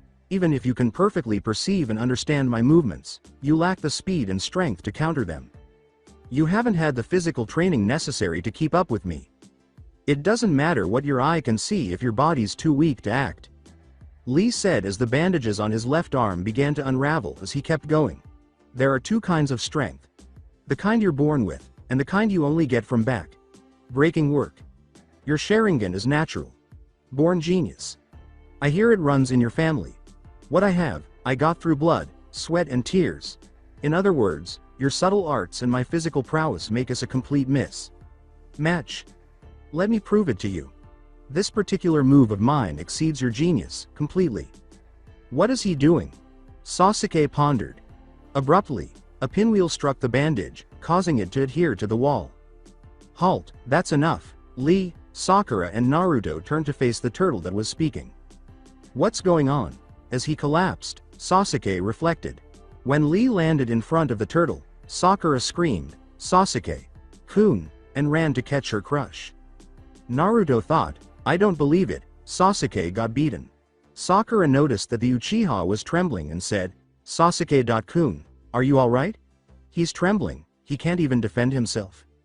Lee said, You saw? To the turtle. The turtle shouted, You know the rules, Lee. That move is strictly forbidden, it said. Lee said, Please pardon me. I was only. What's up with the turtle? Oh, hold on, Zetsu. Sensei informed me that numerous shinobi had made agreements with different animals, referred to as summoning animals, in order for those animals to assist them in battle. Naruto reasoned that the turtle must be the summoning of dog. Browse Sensei. I wouldn't have used the reversal move, I never meant, Lee replied. You fool. Do you think I care about your feeble excuses? Consider the repercussions of a shinobi baldly explaining all his secrets, the turtle screamed. Why? Yes sir, exclaimed Lee. What a shame it is to lose to that clown. As he observed the scene in front of him, Sasuke thought. The turtle said, I hope you are properly prepared? Why? Yes sir, said Lee. The turtle exclaimed, Well, then, he's all yours, Guy. Sensei. And, on top of the turtle's shell, what appeared to be an older Lee materialized in a puff of smoke. The man, who was clearly Guy, said, Ah, the exuberance of youth. All of you are full of it. He's got the biggest eyebrows yet. They're almost alive, and that same dorky, they're uber brows. I've never seen anything like him, said Sakura. Hey, don't try to make fun of Guy. Sensei, Lee screamed, pointing to them with his fist. Oh, shut up. I don't even know what to make of all the freaks who keep popping in here, said Naruto. What? Lee screamed, but his idol interrupted him. Guy exclaimed, Lee, and Lee turned to face him right away. Lee exclaimed, Huh? Oh, yes, sir, Guy screamed, idiot, and punched Lee until he fell to the ground. You, Guy squatted down and said, Sensei, exclaimed Lee before tears unexpectedly streamed from his eyes and his sensei's, in the anime fashion, Sensei, I. With a hug, Guy said, That's enough, Lee, not one more word. Lee exclaimed, Sensei. And then a genjutsu of a sunset with waves crashing against rocks materialized. Some touchy feely whiner beat me up, Sasuke pondered. I understand. It's because you're young, Guy replied. Sensei, exclaimed Lee. Once the hug was over and he was back on his feet, Guy said, It's all right, Lee, mistakes and youth go hand in hand. Lee exclaimed, You are too kind, Sensei. But I can't let your attempt to break the big rule go unpunished. Your penalty will be sweat after the Chunin exams, Guy replied. Lee exclaimed, I understand. Guy pumped his fist into the air and yelled, 500 laps around the practice arena. Lee exclaimed, Yes, sir, before Guy realized there were 3 other genins present. By the way, how is Kakashi-san? I'm asking you, Guy thought, unless I miss my guess, those children are Kakashi-san's Naruto inquired, "You know Kakashi Sensei?" Guy asked, "Do I know him?" before abruptly disappearing as if he had never been there. Guy surprised Naruto, Sasuke, and Sakura by saying, "I should say so, we're arch rivals," from behind the three of them. The title was given to the guy, who has known Kakashi since their academy days and believes that there is no greater rival. As he and his two teammates turned around, Sasuke thought, The score stands at 50-49. I'm stronger than he is, Guy replied. He moves so quickly. He is a lot faster than Kakashi. Sensei. Is he even a person? Sasuke pondered in wonder. As you can see, Guy, Sensei is totally amazing, said Lee. I know Lee started this fight, but take pity on his old teacher. For the sake of my own self. Respect, forgive him, Guy replied. Who is this guy? I don't think he's bluffing when he says he's stronger than Kakashi. Sensei. Sasuke pondered. Guy threw a kunai at the pinwheel, releasing Lee's bandages. Naruto saw the wounds on Lee's hand, and Genin began wrapping the bandages around it. Guy said, You and Lee should head up to the classroom now. Naruto pondered. After saying, Best of luck, Lee, later, Guy walked away. Yes, sir. By the way, Sasuke, I was blowing smoke before. I'm really here to prove my strength in combat. And I don't think you're the strongest Konoha Genin. The strongest Genin is a member of my own team, and I intend to take him down. That's why I'm entering. And by the way, you're on my list, too. Lee said before leaping into the air and yelling, Off to apply for the exam. Be ready for it, okay? Maybe you're hot. Snot. Famous Uchiha clan isn't that great after all, huh? Said Naruto. Naruto. Exclaimed Sakura. Sasuke said, Next time, he's dead meat. Shut up. Despite the total butt kicking you got this time, right? Replied Naruto. Shut up, Naruto. Screamed Sakura. You saw his hands, right? Old buggy brows probably gets some kind of super duper extra special training, day after day. Even more than you got. You're toast, pal, said Naruto. Before the three of them headed toward room 301, Sasuke remarked, Things are starting to get interesting. This Chunin exam is bringing things to a boil. Naruto? Sakura? Akuzo? Ninja Academy. Corridor beyond room 301. Kakashi was waiting outside the door to room 301 when Team 7 approached it. Glad you made it after all, Sakura. This way you all qualify to apply for the Chunin exam. Kakashi responded. Sakura said, What do you mean? The way the test is set up, it can only be taken by 3-man teams. Kakashi stated. But, Kakashi. Sensei, you said it was up to us to decide whether or not to apply. Were you lying? Naruto replied. I said what I had to keep your partners from pressuring you into coming along. Even if you had no interest in applying. One word from Sasuke and you'd have come along and gone through the motions, though your heart wouldn't have been in it. Kakashi replied.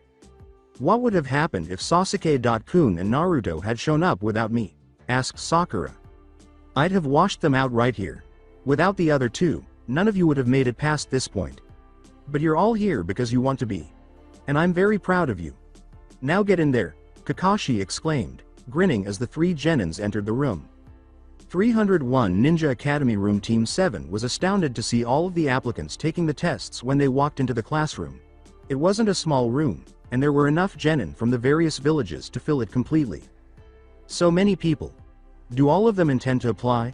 Before swallowing, Sakura thought, they look amazing. As she leapt at the Uchiha from behind, Ino exclaimed, Sasuke-kun. Where have you been, cutie? I could hardly wait, it's so exciting, seeing you again after all this time. Sakura shouted, Ino. Buddha, you pig. Get your hooves off Sasuke-kun. Hello to you, too Sakura. Still hoping the big, mutant forehead look is going to come into fashion. Huh? How sweet, Ino replied. Sakura screamed, What did you say? And threw her fist up at Ino. Shikamaru and Choji approached them and said, Why don't you three save yourselves the embarrassment of flunking this test? Go die, okay? Naruto exclaimed, Well, if it isn't the Three Stooges. Stop calling us that, interrupted Shikamaru. Hey, There you are. Kiba, Shino, and Hinata were visible as everyone turned to face the voice. Hi, said Hinata. Kiba remarked, looks like the gang's all here. Shikamaru said, including you, unfortunately. So, I guess all 3 of this year's newbie trios decided to apply. Huh. I wonder how far we'll all get. What do you think, Sasuke? Replied Kiba. Sasuke questioned, Kiba, are you trying to psych us by acting cool? Who's acting? The way we've trained, no way can you beat us, Kiba replied. Oh, shut up. You guys won't even beat me, much less Sasuke, Naruto screamed. Hinata twitched her fingers and said, I'm sorry Naruto-kun. Kiba-kun didn't mean that the way it sounded. When they turned to face the voice, they saw a silver-haired man wearing a ponytail, glasses, purple clothing, and a Konoha Hite. 8. You 3 gangs of Wood.be hotshots are all genin, right? Kids barely out of the local ninja academy. All wet. Behind the ears and runny nosed. This isn't a school field trip, you know. Who the heck do you think you are? Name's Kabuto. So what? You kids need to open your eyes. When Sakura and the others noticed the AIM team behind them, who appeared, to put it mildly, irritated, they asked, why? Watch out for the group behind you. They're a Megacure shinobi and they've got very short fuses. Everyone's on edge, waiting to take the exam.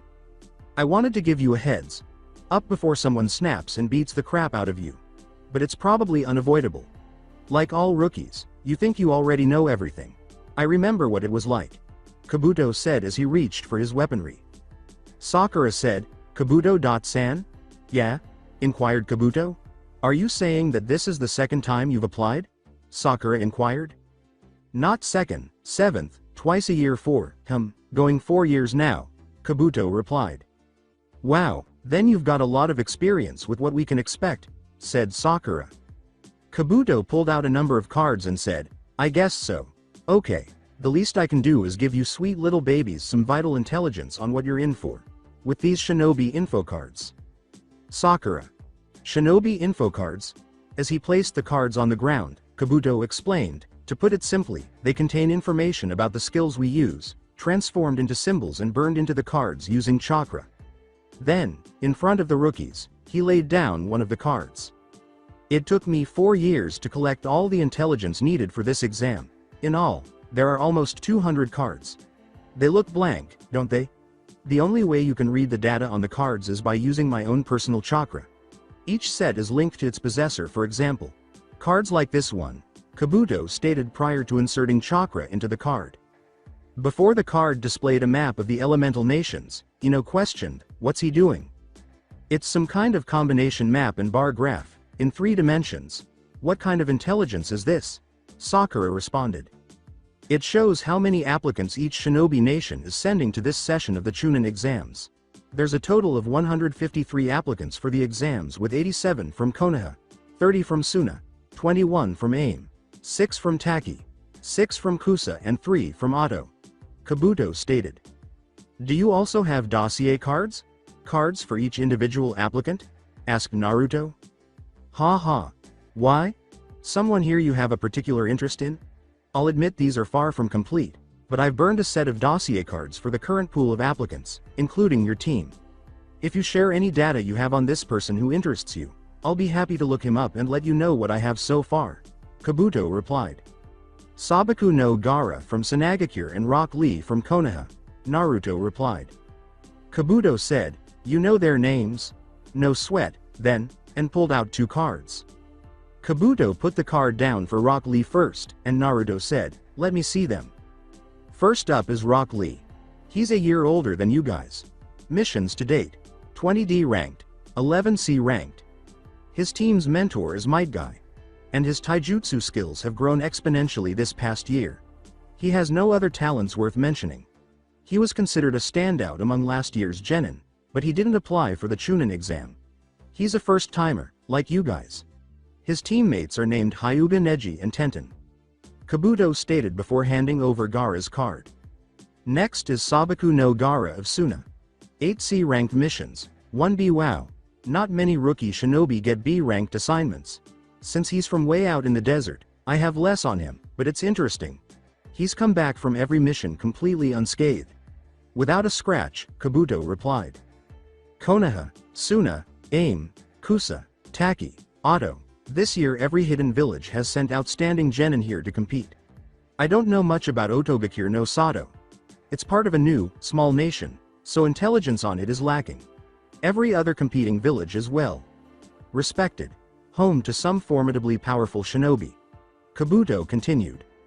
Anybody besides me suddenly feeling kind of outclassed? Hinata inquired. What you're trying to tell us is, everyone here, said Sakura. Oh, yeah. They're all like Lee and Gaara, elite hand. Picked shinobi, the best young ninja in the world. They have to be. The test is pitiless, Kabuto replied. Kabuto appeared to be the only one who noticed the three shinobi moving swiftly through the crowd. Before hurling two kunais at Kabuto, one of them leapt into the air, but he easily avoided it. But then another one swung his right arm in front of him. Before avoiding the Nin's arm, Kabuto thought, they're from Otto. Then, his glasses broke, and he removed them, thinking, I see, this kind of attack is, What's going on? He dodged the blow, but something broke his glasses, said Sasuke. His nose probably got grazed, serves him right for acting all superior, said Shikamaru. Then Kabuto vomited and abruptly fell to his knees. It caught everyone in the room off guard because they all assumed the man had escaped the blow. Sakura approached Kabuto and asked, Are you all right? Yeah, I'm fine, explained Kabuto. The person who had attacked Kabuto said, You're a pushover, aren't you? Pretty sad for someone who's been an applicant for 4 years now.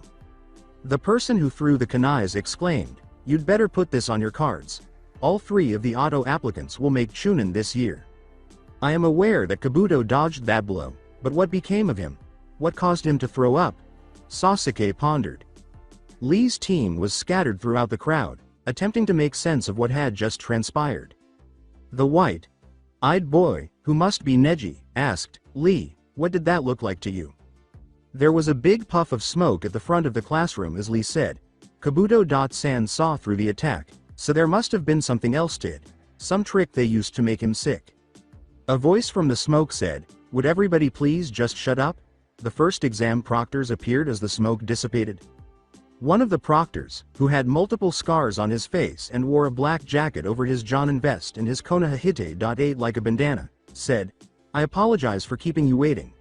My name is Morino Ibiki. I'm the proctor and chief examiner for the first part of the exam.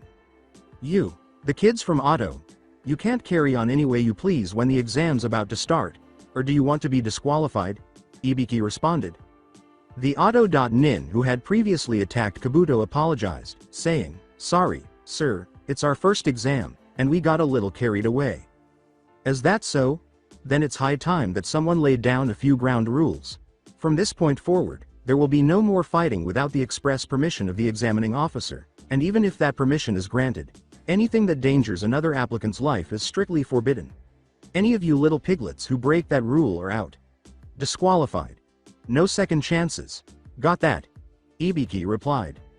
One Otto.nin said, So this is a test for little girly men? As you wish. The first part of the exam is about to commence. Turn in your written applications. Take one of these seating assignment cards, Ibiki said as he raised a card with a number 1 on it. And report directly to the seat indicated. When everyone's seated, we'll pass on the written part of the test. Naruto cried, Huh? A paper test? Before everyone sat down, they were given seating assignment cards and papers.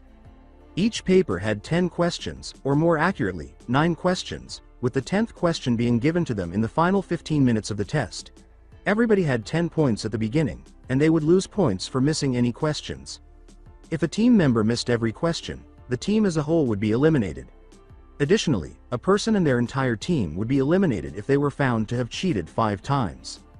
Ibiki said, You have 1 hour, starting, now, and the test began. Say that it isn't so. This might not be a win. Lose scenario. Please, Naruto, keep at least one of your points. Sakura pondered. Hey ha ha. This is hilarious. Here I am once more, up against the worst enemy. I was dubbed the all-time Dobi by my teachers, and for good reason. On the battlefield, I lived up to that moniker. Tests can detect fear, so the trick is to not show any. Keep your cool and avoid trying to do everything at once. Take a close look at every question. Look for the easiest, the weakest, link. Take it down and separate it from the herd, Naruto thought. This is really bad. Before glancing down at the paper, Sasuke thought, whoa, Naruto is a fool. I just hope he doesn't panic. Cryptography comes first. They want us to put in a lot of work. Before Sakura looked down at the paper, she thought, I wonder how Naruto's doing. But I have to focus on my own work. To make up for him, I must hold on to every point I made. The second one is this. The parabola marked B represents the greatest effective distance the enemy shinobi, A, could throw a shuriken from the top of a 23.3.foot tall tree. Calculate the specific features of the scenario and deduce the range of the shuriken's effectiveness, assuming a consistent speed for shinobi's assault upon any enemy shinobi operating within the arc that the flight of the shuriken describes. Show your work. To solve this, you must make a very speculative hypothesis under highly uncertain circumstances, and then apply the laws of kinetics to whatever you come up with. Naruto is incapable of solving such a problem, of course. The majority of people here are unable to. It's a killer. Of course, I can respond to that. Well, I have no idea how to respond to any of these inquiries. What is the significance of number 10? Before turning to face a few of the proctors seated by the windows, Sasuke reflected, they're watching us like cats watch mice. As if they anticipate our infidelity. Those rodents. Since there are so many proctors watching us, they are most likely keeping an eye on everything we do and noting our actions in their gradebooks. Sasuke noticed that one of the proctors had begun writing. The axe has fallen somewhere. At that very moment. Then he partially recalled Ibiki's words. If you let the proctors catch you cheating, you'll bring yourself and your friends down. If you aspire to become Chunin, if you want to be the best shinobi you can be, then you'd better start acting like you already are. Hold on, it's unbelievable. This isn't just an academic intelligence test. They're also putting our ability to gather information to the test. Like shinobi, they want us to cheat, without being discovered. Shinobi have to look beneath the surface. The proctors want us to be very good at cheating. If the greatest shinobi ever needed this kind of information for a real life mission, this is how they would do it. The way they framed the perfect score, minus penalties, scenario is amazing. The true message is that you can be caught cheating up to 4 times before you are disqualified, as you will lose 2 points each time. We are being tested on our ability to find the answers, not on whether we already know them. Naruto, hurry up. Everyone who has figured it out will start vying for it any moment now. Sasuke pondered. Stop giving me that glare. I already understand. Kankuro thought as he noticed Gaara staring at him while Jinchuriki began to collect sand in his hand. Gaara has also begun. Huh? Don't let me down, Crow. Sitting atop his master's head, Kiba's dog Akamaru scouted out the answers and relayed them to Kiba. Kiba whispered to the little mutt. Woo.who, good boy, Akamaru, next is question number 4. Excellent. Tell me more. The stoic boy whispered as he picked up the bee that had landed on Shino's paper on his finger. The bee then began flying in a number 8 pattern. Number 8, huh? Tenten, Lee's female teammate, had previously installed a number of mirrors at one of the light bulbs in the ceiling. She made a small adjustment to one of them using almost imperceptible threads so that it displayed the reflection of one of the papers. As if reading her mind, he removed the Hite.8 and tied it around his forehead. Lee, if you can see it, adjust your Hite.8, she thought. Veins had appeared all around Neji's eyes when he opened them after closing them. Byakugan. As he thought this, he looked directly at the man in front of him. That's the one. I'm going to imitate everything he does. Making use of the Sharingan, Sasuke activated his eyes and thought. Hold on a second. I am aware of how to cheat without being discovered. Good. No one's looking at me, Naruto thought before turning to see Hinata, seated to his right, staring straight ahead. He also noticed the veins that had appeared next to her eyes. I'm happy that I learned some of Konan Sensei's origami jutsu. After that, Naruto focused some chakra into his palm, causing a tiny fragment of his skin to appear to tear off and transform into a slip of paper before folding into an insect and taking off. That's it. I have all the answers. Unaware that this is what Ino has been waiting for, Sakura thought. There's nothing left for me to do but wait for the 10th question. Sakura appears to have finally given up writing. It's time for me to strike. Sakura, you should feel honored to be the object of my signature technique because your large brain and wide brow have earned my respect. Well, here it comes. Ino thought as her mind entered Sakura and her body sagged over the desk. I'm afraid not, Sakura. You're a sweetheart, Sakura, allowing me to have you like this and view all of your responses. Have to memorize this quickly, before someone catches me, Ino thought as she picked up Sakura's paper and began reading through the answers. I will then write these responses on Shikamaru and Choji's papers after I have them. I'm a clever little person. Ino is sleeping. Shikamaru thought, she must be using that technique of hers. When she starts doing that astral projection stuff, nobody can resist her, Choji pondered. One of the proctors said, on your feet, number 102, you fail. You too, number 23. You're out, exclaimed a second participant. Another proctor exclaimed, number 43 and number 27, start walking. You all fail. So far, they have eliminated 13 teams. Just before Asuna Genin slammed his hand on the desk and got up, Kabuto pondered. Just before one of the proctors slammed him against the wall across the room, he yelled, cheated 5 times? Me? What proof do you have? How could you possibly watch this many students at once? Listen up and listen good. We proctors are the elite. Even in a group as skilled as the one gathered here today, we are far and away the best. We miss nothing. You got that, kid? You feel this? Well, I am as skilled as I am powerful, the proctor stated. Then Ibiki saw how composed Gaara appeared. The brat is up to something, huh? He's doing it without flinching. Completely composed in the face of this hurricane, whatever it is. He's fantastic for a rookie, he thought. Gaara was collecting sand in an eye-like pattern in his left hand. My third eye is opening now that my optic nerve has been reconnected, before crushing the eye and scattering the sand all over the room, Gaara pondered. Kankuro got up and said, pardon me, what is it? A proctor inquired. One of the proctors approached Kankuro and placed handcuffs on him after he said, I have to go to the bathroom. The proctor replied, of course. One of the proctors will accompany you. Why not? Asked Kankuro. Men's restroom, Ninja Academy. The skin around the proctor's left eye fell off, and Kankuro sighed, saying, now then, give me all the answers in order, starting with number 1. They think they're so slick. And they never even noticed that there's been one extra proctor this whole time. Pretty sad. Nice going, Crow. 301 Ninja Academy. After eliminating the most inconsiderate individuals, let's proceed to the most crucial query. It's been 45 minutes. All right, here it comes. Get ready for the 10th question. Ibiki paused to reflect. The time has come. Kankuro, you had better get back quickly. Tamari thought. They were supposed to give us the 10th question after I got your first 9 answers. Ibiki added, and before we get to the question itself, I'm adding one more new rule. However, Kankuro returned before he could finish. Hey, looks like you're in luck. The time you've spent playing with dolls hasn't been completely wasted, Ibiki replied. Dolls. Is he aware of the scarecrow? Kankuro thought as he made his way back to his seat, passing Tamari a note that contained all of the answers. Ibiki stated, let me explain. This rule is absolute.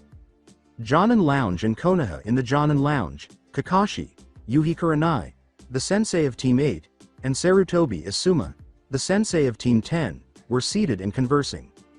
Wow, with our subordinates tied up in exams, we've got time on our hands, Kakashi replied. Asuma sighed and said, don't worry, we'll be busy again before you know it. Why? Inquired Kakashi. Word is, this year's first chief examination officer is Morino Ibiki.san, Asuma responded. Kakashi pondered, will they even pass the first exam? Before asking, that sadist? Why did it have to be Ibiki? Sadist? Inquired Kurenai. Kurenai, you're still a newbie to the Jonin, so you have no way of knowing, Asuma responded. Why? Kurenai inquired, what's he like? Asuma remarked, he's a pro's pro. A pro? At what? Inquired Kurenai.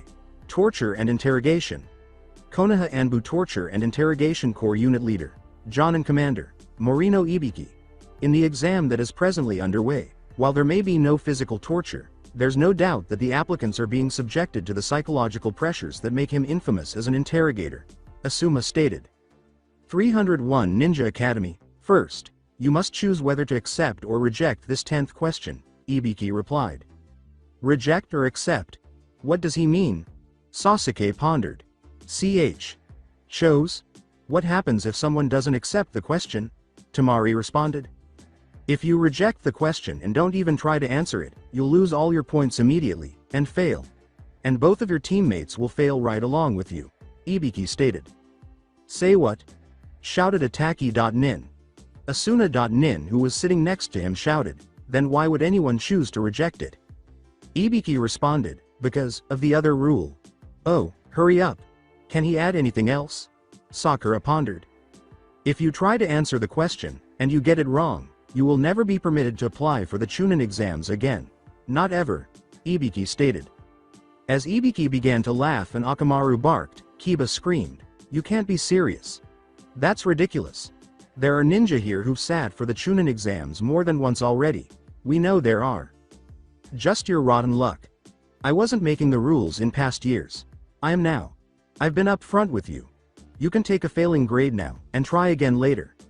Anyone who has doubts would be smart to reject the 10th question right now.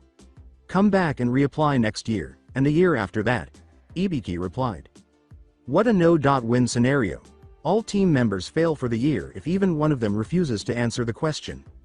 Anyone who accepts the question but is unable to respond will spend the rest of his life at Genin level, Sakura pondered.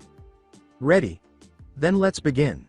Those who choose not to accept should raise their hands. Once their number has been confirmed, they will leave the room, Ibiki replied. I have no intention of raising my hand. Whatever the question is, I'm sure I can answer it. However, all I'll lose is time if Naruto chooses to be cautious and decline the question, and we don't succeed. I can reapply for the next test, so I won't be permanently failed. However, Naruto, you're unique. I wouldn't be smart enough to give you up forever for our sakes. Just as the man sitting directly to Naruto's left raised his hand, Sakura thought, reject the question. I quit, I'm rejecting the question, Genai. Anaho, please forgive me, he replied. One of the proctors exclaimed, number 50. Failed. Number 130. Number 111. You fail right along with him. A few more proctors followed suit. Why don't you raise your hand, Naruto? That fool, before considering the blonde's dream, Sakura thought, he keeps talking about Hokage. This and Hokage. That. Like a broken record. She began to raise her hand, but then she noticed something unexpected. I'm sorry, Naruto. Your dream may be crazy, but I don't want it to be taken away from you forever. Jonin Lounge and Konoha. That Ibiki.san understands the human heart completely. It's what makes him so terrible. He uses his insights mercilessly to manipulate his foes, bringing their human weaknesses to the surface, and using those weaknesses to make them crack. Trickery is no defense against his skills as an interrogator, Asuma continued.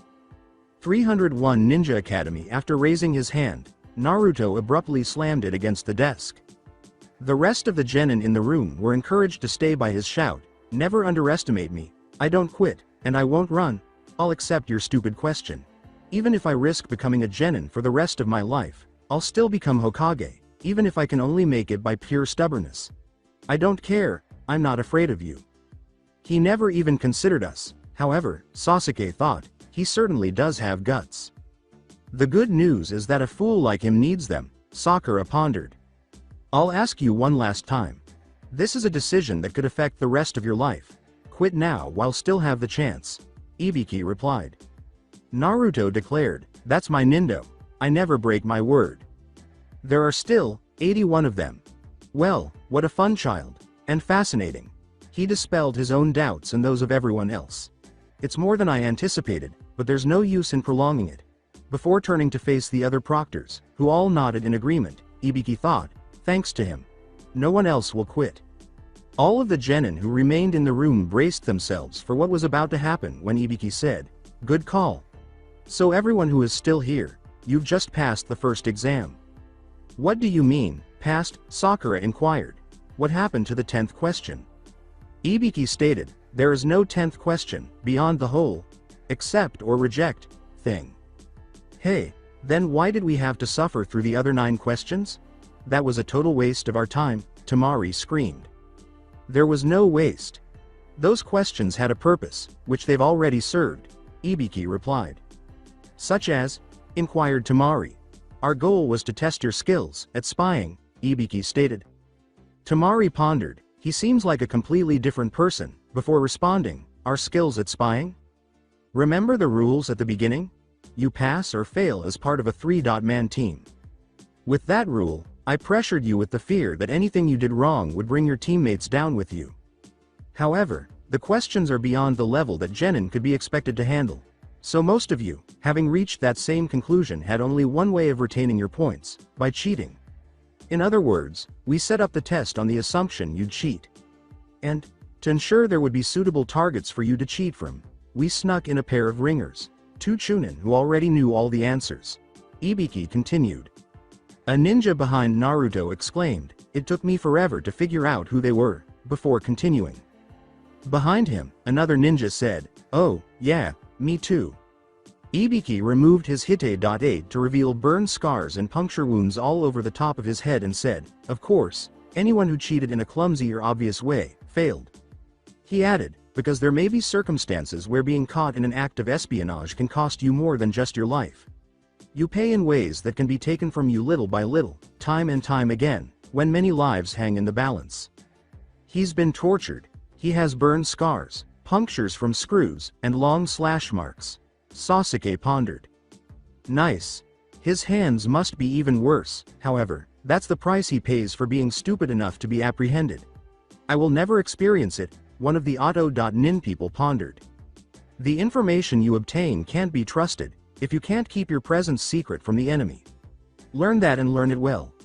If you bring back intelligence from a suspect source or a compromised operation, you're doing your enemy's work for them, putting those you serve in danger. That is why we maneuvered you into using your espionage skills to cheat. It was the quickest way of weeding out the students whose skills aren't yet up to stuff. Ibiki explained as he put his hite.8 back. Okay, but what was the deal with the 10th question? Tamari inquired. Ah.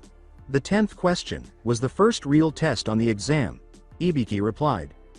Sakura questioned, what on earth do you mean? Let me explain. The 10th question was a choice between 2 options that were both difficult and dangerous. Those who chose to reject were failed, and their friends along with them.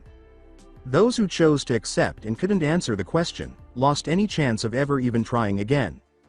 It was a nasty, unfair, no-win set of options, so why'd I present them?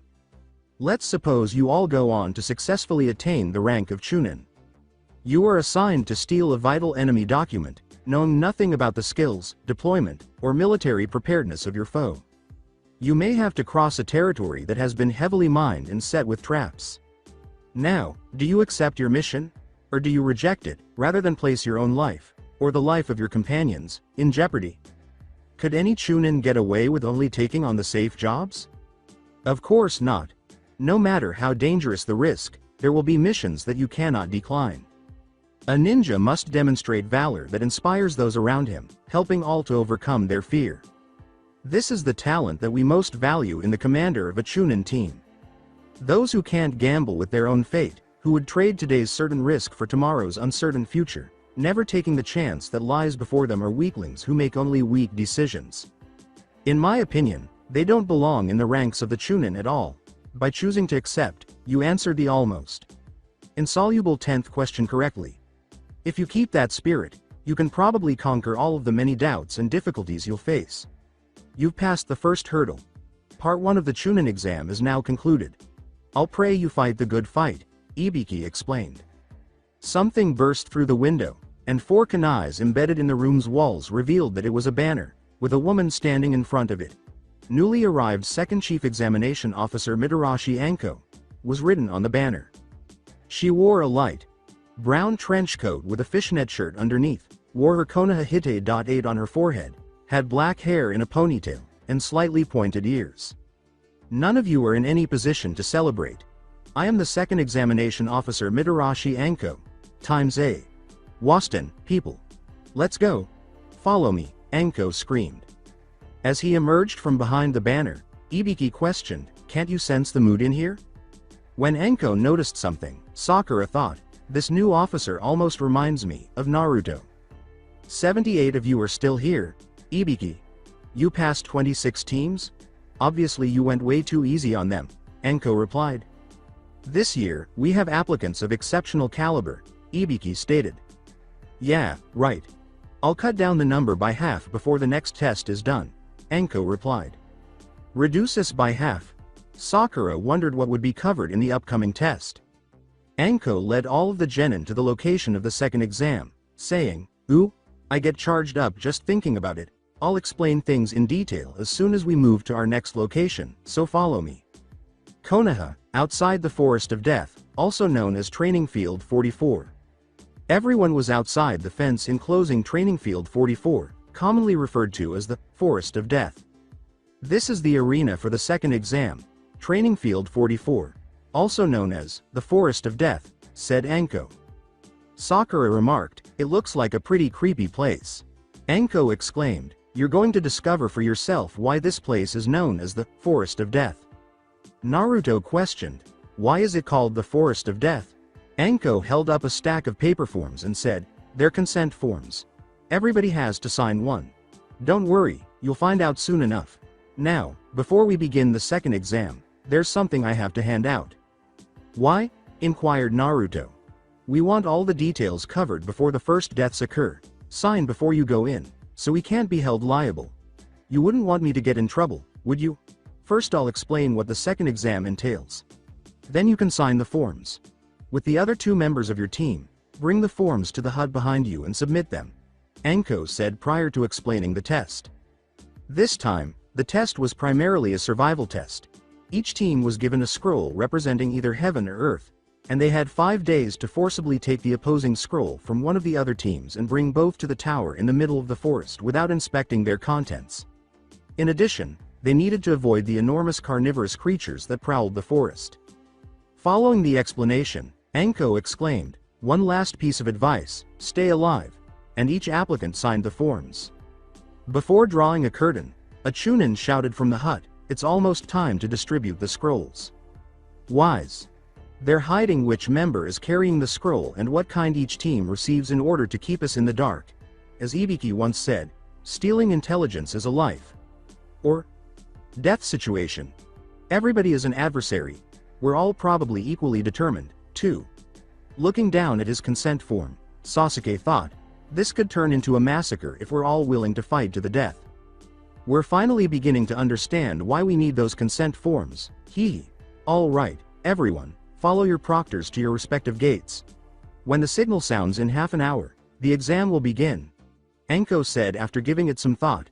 The various teams were then led to various gates throughout the forest. Gate 16 of the Forest of Death Team 8 was waiting for the exam to start at Gate 16. Hinata looked down at the ground nervously as Kiba exclaimed, woohoo. If it's survival skills they want, we've got it made. Don't go soft on us, Hinata. Gate 27 of the Forest of Death Team 10 is at Gate 27. Shikamaru remarked, a fight to the death. What a drag, but if it's the only way, before considering, appearing to be our target, Naruto. Gate 12 of the Forest of Death Team 7 is at Gate 12. Yeah. We can't lose, I tell ya. Anyone comes near us, I'll kill him myself, said Naruto. Oh, please, Sakura pondered. Gate 20 of the Forest of Death. The trio of Otto Nins arrived at Gate 20. The one who was clearly the leader of the 3 thought, heh. The time has finally come to carry out our orders in the open. Gate 38 of the Forest of Death. Kabuto and his teammates were waiting at Gate 38. Gate 6 of the Forest of Death. Gaara's team is at Gate 6. 5 days in the forest with that eerie Gaara. Arg. I have to watch out for enemy teams. Kankuro pondered. Gate 15 of the Forest of Death. 3 Kusa Nins were at Gate 15. One of them said, start with the rookies. It looks like we've got carte blanche to pick them off from here on, in which should make our job a lot easier. Someone else commented. Gate 41 of the Forest of Death. Last year's rookie team 1 was at Gate 41. Hey, I'll try my hardest, Lee pondered.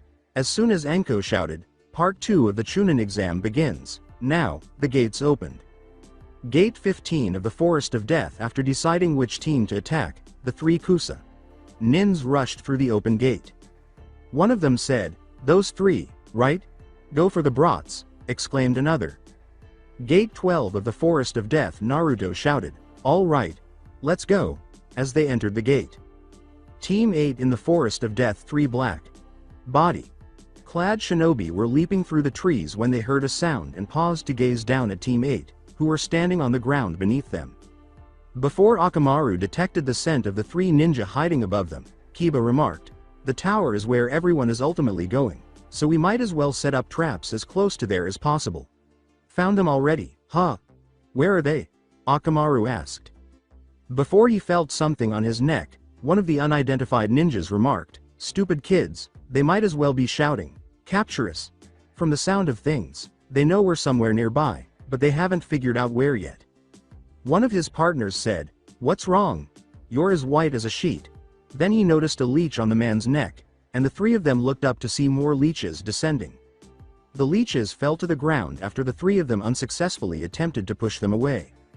With one of the 3 enemy ninjas setting off a booby trap that Team 8 had previously set up, Kiba declared, "The flying leeches of Konoha village can sense perspiration and body heat and fling themselves en masse. If you can't get them off your body within 5 minutes, you're finished. And if you panic trying to get away from them, well, one team down." The 3 were trapped in a net, hanging from a tree alongside the flying leeches. Team 7, Forest of Death. When Sakura heard the victims of Team 8 yelling, "This place is creeping me out," they asked, "Did you guys hear someone scream?" After saying, "I'm telling you, Sakura-chan, it's no big deal. Datbayo," Naruto felt the need to say, I gotta take a leak," and proceeded to some bushes, but Sakura punched him before he could do anything more. Sakura screamed, "Not in front of me, bozo. I'm a lady. Use the bushes." If it were Sasuke-kun, however, hehehe, her inner voice uttered. After a few seconds, Sasuke and Sakura heard what sounded like someone being knocked out as Naruto moved behind the bushes. They hurried to where Naruto was and were shocked to see an aim.nin dead on the ground with Naruto standing over him. Sakura inquired, "What happened?" In Naruto's words, "This aim.nin suddenly came out and attacked me."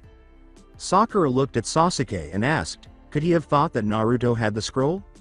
"No, he probably wanted to knock out Naruto then pose as him, using a henge to get his hands on the scroll," Sasuke replied. "Well, we got lucky this time. But if we get separated again, our enemy might succeed and we can't trust each other blindly," said Naruto. "For once, I agree with Naruto. We need to have a secret password. That way, we'll know. No matter who they look like or how they sound, if one of us gets that wrong, they're an enemy. Listen very carefully. I'll say it only once. It's a poem called Ninki. When I ask for it, here's what you respond. We thrive in the chaos of the enemy tide. Dens are not necessary for hiding as a quiet shinobi." Sasuke remarked, "We just need to observe and wait until the enemy lowers the gate." "Bingo!" exclaimed Sakura. Naruto questioned, "And you expect me to remember that, how?" Sakura exclaimed, "You are such a doby. I've already got it down." However, it appears that none of them were aware that one of the Kusa Nins was underground, listening to everything they had to say. "Excellent. It's time to retreat and reorganize," she thought. Naruto proposed, "We need a better password. How about swordfish?" Sasuke said, "I'll take the scroll." However, a strong wind gust passed by at that precise moment. Sasuke and Sakura were able to leap out of the way, but Naruto was blown away instead, prompting Sasuke to ask, "A new enemy? Kurama no Kyuubi." If you want to read what happens with Sasuke and Sakura, you should read the manga. I write what happens here because it is 100% canon. Naruto's Forest of Death. Naruto awoke at the foot of a massive tree in the forest and surveyed his surroundings. He yelled, "Sakura-chan? Sasuke? Where are you, guys?" but received no response. Then a big snake appeared in front of him, and he exclaimed, "Whoa! That snake's huge." The snake then tried to eat him, but Naruto was able to dodge it in time. He then pointed his ring at the snake and fired a fireball at it, knocking it unconscious. Naruto remarked, "Phew. That was close. He then turned to face the others, saying, "Come, now to find where the others are." Following that, he created 4 tiny paper birds and distributed them in 4 different directions. When one of them eventually located the 2 after a few minutes, they appeared to be struggling with the attacker as well. Okay. There they are. As Naruto activated his angel wings and took off to assist his friends, he thought, now, it's time for the hero to come to the rescue, chosen style. Sakura, Sasuke, and the Forest of Death as the Kusa.Nin emerged from the skin of a snake that Sasuke had just killed, she exclaimed, "For shame, letting your guard down. Stay on your toes, like a good prey should. It makes the chase so much more rewarding, for the predator." Then, like a snake, she sprang forward and began to slither up the tree in the direction of the Uchiha. Everyone turned to see Naruto standing on a branch above them after 3 golden shurikens struck the branch directly in front of her before vanishing. He had, of course, been astute enough to fold his wings before they raised their heads. Cerulean blue eyes, orange clothing, fiery blonde hair. The chosen one. Before getting to her feet and facing Naruto, the Kusa.Nin thought, "If I have to fight you, I'd rather prefer it, using my own body." Huh? By that, what does she mean? As the Kusa.Nin appeared to tear off her face to reveal that she was a he, Sasuke's eyes widened and the Kusa Hite.8 transformed into an Auto Hite.8. When he exclaimed, "Uzumaki Naruto, chosen of regeneration and the Kyuubi Jinchuriki," the 3 Genin's eyes widened.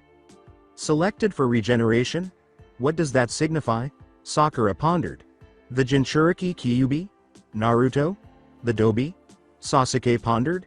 Naruto said, How did you know?" As Orochimaru, the man introduced himself. "My name is Orochimaru.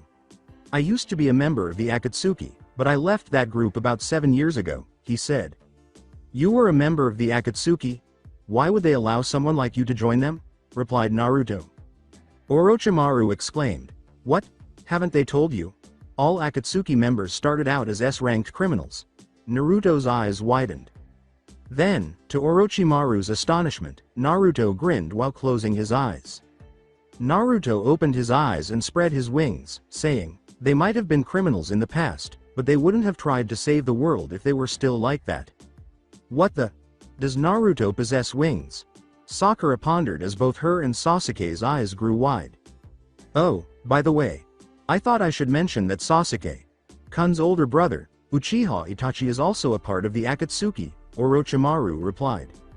"I don't understand much of what's happening here, but what I do understand is that Naruto is somehow connected to an organization that my brother is a part of," Sasuke exclaimed. "What?" Then, as he took a kunai from the weapons pouch, Naruto leapt from the branch he was standing on and headed for Orochimaru. As Naruto swung the kunai and sent a crescent-shaped wave of energy in Orochimaru's direction, he yelled, "Demon Fang!" However, the snake simply leapt aside, allowing the wave to cut the branch in half as it passed through it. 4 snakes emerged from Orochimaru's sleeve and headed directly for the blonde when he thrust his right arm forward. Naruto then flew out of the way before he made his way directly to Orochimaru. When Naruto arrived at Orochimaru, he yelled, "Tiger Blade!" He swung his sword in an upward slash before swinging it downward. However, the blow didn't appear to have done much damage, and the blonde leapt back to gain some distance. "Kuso. I'm barely hurting him at all. That method I came up with a few days ago is still far from complete, but it looks like I'll have to give it a try. I'm not even sure if it will execute," Naruto reflected. Orochimaru questioned, "What are you waiting for, Naruto-kun?" As Naruto was about to swing the kunai, the sharp edges of the knife began to glow blue. He then called out, "Edge." He swung the kunai as a blue wave of energy shot towards Orochimaru and struck, sending the snake into the tree behind him. "Well, here goes, Azure," Naruto said. "Kukakuku. Is that all you've got? I must say, I was expecting more from the one that had been chosen by the Angels of Cruxus," Orochimaru replied. As he made a series of hand signals, golden feathers began to float around him and a white glyph appeared beneath his feet. Naruto said, "Okay then, if you want me to annihilate you, then just stand there." He said, "Angel style. Angel feathers jutsu." 3 glowing orbs surrounded his head before he said, "Shuriken." The 3 orbs transformed into golden shuriken and flew in the direction of Orochimaru. each trailed by golden feathers. The three genins' eyes widened as the Sannin was struck by the shuriken and became stuck to a tree before abruptly turning to mud. Was that just Kage Bunshin's form? Ignoring the snake that loomed behind him, Naruto pondered. Sakura yelled, "Naruto! Behind you!" The blonde chosen turned around just in time to see the snake open its mouth and prepare to devour him. Then, as the ring turned silver and the snake appeared to stop moving as it started to lower his mouth over the blonde, Naruto swiftly made the Tatsu hand sign. Sakura exclaimed in surprise as Naruto slowly flew backwards down towards her and Sasuke, asking, "What's going on?" The snake just stopped moving. Naruto responded, "No, I only used the ring to slow down time." "The ring? Are you talking about that ring that you refused to ever tell us about?" Sasuke inquired. Before he resumed time, Naruto exclaimed, "Hi." The snake's mouth closed, but it was taken aback to find no one there. "Naruto, you baka. Why did you resume time? We could have used the opportunity to get out of here," Sakura screamed. "Sorry, Sakura-chan, but it's only got a 1-minute time limit, and after that, there's still a minute till I can slow down time again," Naruto replied. That ring looked familiar. That's the sorcerer's ring. A ring that can absorb any elemental power. But I doubt that you have absorbed many elemental powers into that ring so far, the three genin asked, looking up to see Orochimaru standing atop the snake's head. Naruto questioned, "How do you know so much about this ring?" Orochimaru stated, "Every Akatsuki member is required to know everything about it." Naruto screamed, "But you're no longer a part of that group," as he flew in Orochimaru's direction, his eyes turning slitted crimson, like the fox's eyes within him. And there it is. As he concealed his right hand behind his back and what appeared to be a tiny flame appeared on each of his fingertips, Orochimaru thought, "Now I can remove him from the battle without having to kill him." He swiftly thrust his right hand at the genin's stomach when Naruto arrived. Because of the cloth between his fingers and the genin's stomach, the seal would not be strengthened, but the child would remain unconscious for several hours. As Orochimaru threw Naruto away, Sakura cried out, "Sasuke-kun! Naruto needs you." Chosen's wings began to fade, but Sasuke was still too shaken up from the snake's earlier attack on them to realize that he was going to fall. "Naruto!" Sakura then hurled a kunai in Naruto's direction, catching the genin's jacket before it embedded itself in a tree and adhering Naruto to it. When the enormous snake approached Sasuke, Uchiha closed his eyes, recalling a comment made by his brother during their most recent encounter. "Ototo, you're pathetic. If you want to kill me, settle for hating me until you can hate me, and live like the coward you are, clinging to life, without honor." No. When Sasuke opened his eyes and saw his Sharingan, he thought. Orochimaru thought, "Heh heh. It seems like the blood of his ancestors is rising up in this one, demanding action." "Sasuke-kun." Sakura pondered. "You can show me all of your moves. We'll take our time." As Orochimaru dispelled his summoning, he thought. Sasuke then removed 5 kunais and what appeared to be a miniature Fuma shuriken from his weapons pouch. He held the last kunai in his mouth, 4 of the kunais in his right hand, and the miniature Fuma shuriken in his left. "I've been harboring the desire to murder my older brother at some point. Maybe I've been the Dobi all this time, but I thought that was the most important thing. Sakura, Naruto. Because someone who can't even get up and do what needs to be done at a time like this, wouldn't stand a chance in a fight against him," Sasuke thought before he leapt into the air. Before the Uchiha grabbed the side of a tree and threw the tiny Fuma shuriken, Sasuke threw the kunais he was holding in his right hand, but Orochimaru avoided them all. Sasuke then threw the kunai he was holding in his mouth, coated it with chakra, at Orochimaru, but the snake just avoided it. "Not bad, he sees me, as evidenced by the way he predicts every move I make and the precision of his targeting." As Orochimaru pondered, he saw that the shuriken and kunai had wires attached to them. The wire on the shuriken went back to Sasuke, causing the shuriken to move back in his direction. "String!"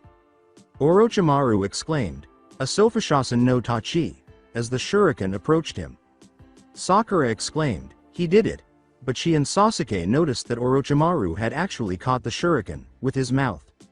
When Orochimaru saw that the Uchiha had made the Tora sign, he was interrupted, but he continued, He flawlessly perceived my escape route and struck along a path I didn't see myself, before adding, "Hey, such a shame. He means to use Kaden Ryuka no Jutsu." Sakura and Sasuke's eyes widened when they saw that the snake was unharmed despite Sasuke sending a wave of fire along the wire towards Orochimaru. That young person ought to be so proficient with the Sharingan. A truly deserving heir to the esteemed clan Uchiha name. "Actually, I think I want you after all," Orochimaru said. "Sasuke-kun," Sakura shouted as she dashed to Sasuke's position, then turned to face Orochimaru before realizing she was immobile. "Watching you show me all of your tricks is so much fun, aren't you actually Itachi-san's brother? With your eyes, you can see and hide things that even Itachi-san himself could never have imagined," Orochimaru said. "What are you looking for?" Sasuke shouted, but Orochimaru disregarded him. "Pass this test as soon as you can if you ever want a rematch. If you can defeat the 3 nins who report to me, I'll see you again," he said. "What the devil are you talking about? We wish to never again see your face," Sakura shouted. Orochimaru made a hand gesture and then abruptly extended his neck, lunging towards Sasuke and biting down on said Uchiha's neck before retracting it. "Perhaps not, but wishing won't chase me away. I hope to see you in the pursuit of power once more, Sasuke-kun." Once his neck had grown back to its natural length, the snake spoke. "What the heck? Everything hurts." As 3 black tormos appeared out of nowhere, Sasuke said, putting his hand over the spot where Orochimaru had bitten him. "You did what to Sasuke-kun?"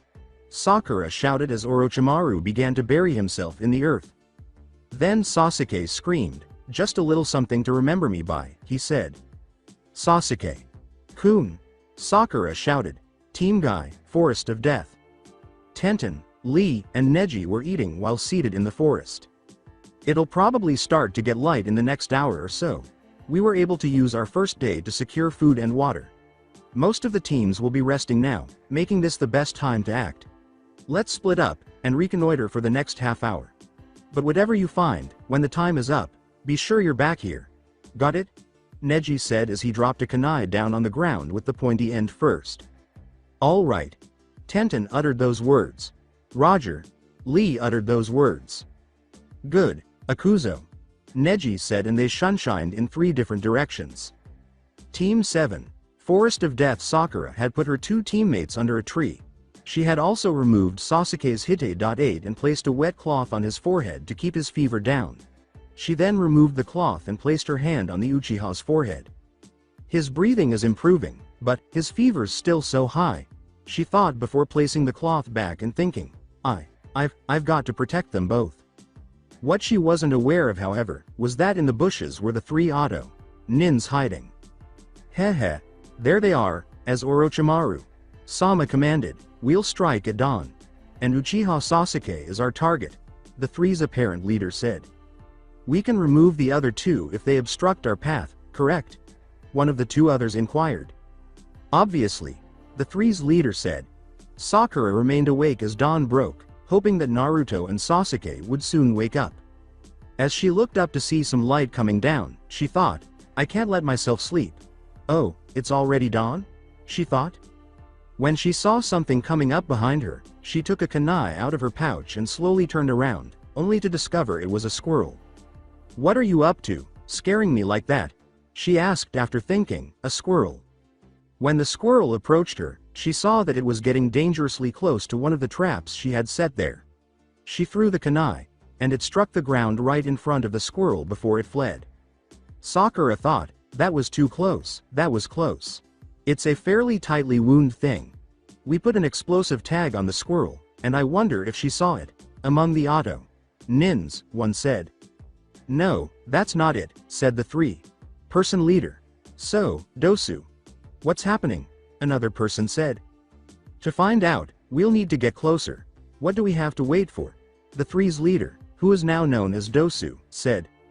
Lee's Forest of Death. Through the forest, Lee leapt from branch to branch until he came to a halt at one of the branches after noticing 20 tree leaves falling. Before jumping down towards the leaves and beginning to catch them one by one, he thought, "If I can catch all 20 of these leaves before any of them hits the ground, then Sakura-san will fall in love with me." But if I miss even one, then my love for her will never be requited, and she'll probably make fun of my hair. He reached for the last leaf, thinking, just one more try. Then, out of the corner of his eye, he saw something. A squirrel with an explosive tag on its back. Boom! With the squirrel in his left hand and the explosive tag in his right, Lee lay on the ground as the smoke cleared. Just right on schedule. A very short timer with an explosive tag. Who would act in such a cruel manner? Lee crunched the tag and uttered those words.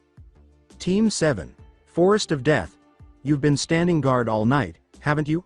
Sakura turned to see the three Auto Nins after hearing a voice behind her. You're off duty right now. Wake up Sasuke for us, please.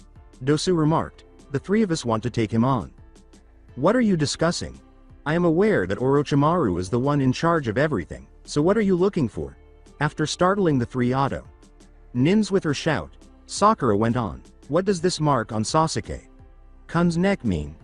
And by Naruto being the chosen of regeneration, what did Orochimaru mean? If Orochimaru were to inform any of his subordinates about the chosen, it would be Kabuto, Kurama no Kyuubi. As if the three of them would know that. Well, what is Orochimaru Sama up to? Sakura wondered what Dosu was talking about when he said this. I can't leave after hearing that, no matter what. You and your little Sasuke-kun will both be destroyed by me, girl. Two Auto Nins said, one of them. Zaku. Hold on. Dosu uttered those words. Hold on. Why? Before Dosu moved a few paces forward and knelt down, the Auto Nin, now known as Zaku, asked. It's clear that someone has been setting booby traps, freshly turned stones, exposed soil, grass where it wouldn't grow, etc. But what good are they if you leave evidence that warns you? As he tore up the grass Sakura had spread, Dosu uttered those words. It's amateurish. So the kunai thrower was attempting to prevent the squirrel from setting off the trap? Said Zaku. Before he and his two teammates leapt into the air, Dosu remarked, well, the girl is no use to us, so let's eliminate her first. However, they were unaware that they were walking directly into Sakura's trap when she smirked and cut a string with her kunai before a log abruptly swung down in the direction of the three. A log? All along, the trap was above us. Dosu yelled before he put his right hand on the log and said, very funny. Then, to Sakura's surprise, he made a one-handed hand sign with his left hand, and the log burst into flames. To be honest, you know you're a total no talent, don't you? Put some effort into it instead of chasing it. Slackers like you are insulting me by undervaluing me. Konoha Senpo. Rock Lee landed directly in front of Sakura, abruptly kicking the three Auto Nins back. Whoa, Sakura thought, it's that guy who. Observe who is speaking. Try following your own guidance. Lee uttered those words. Who are you? Dosu inquired. Rock Lee, Konoha's attractive blue beast. Lee uttered those words. Lee was dubbed the Blue Beast because he was so strong and swift that he could only be described as a beast, a blue beast. From where did you originate? Sakura inquired. I arrived, since you required me, and I will always do. Actually, it's thanks to my little friend here, Lee thought as he put down the squirrel that had just been on his shoulder. I'm not sure how to express my gratitude.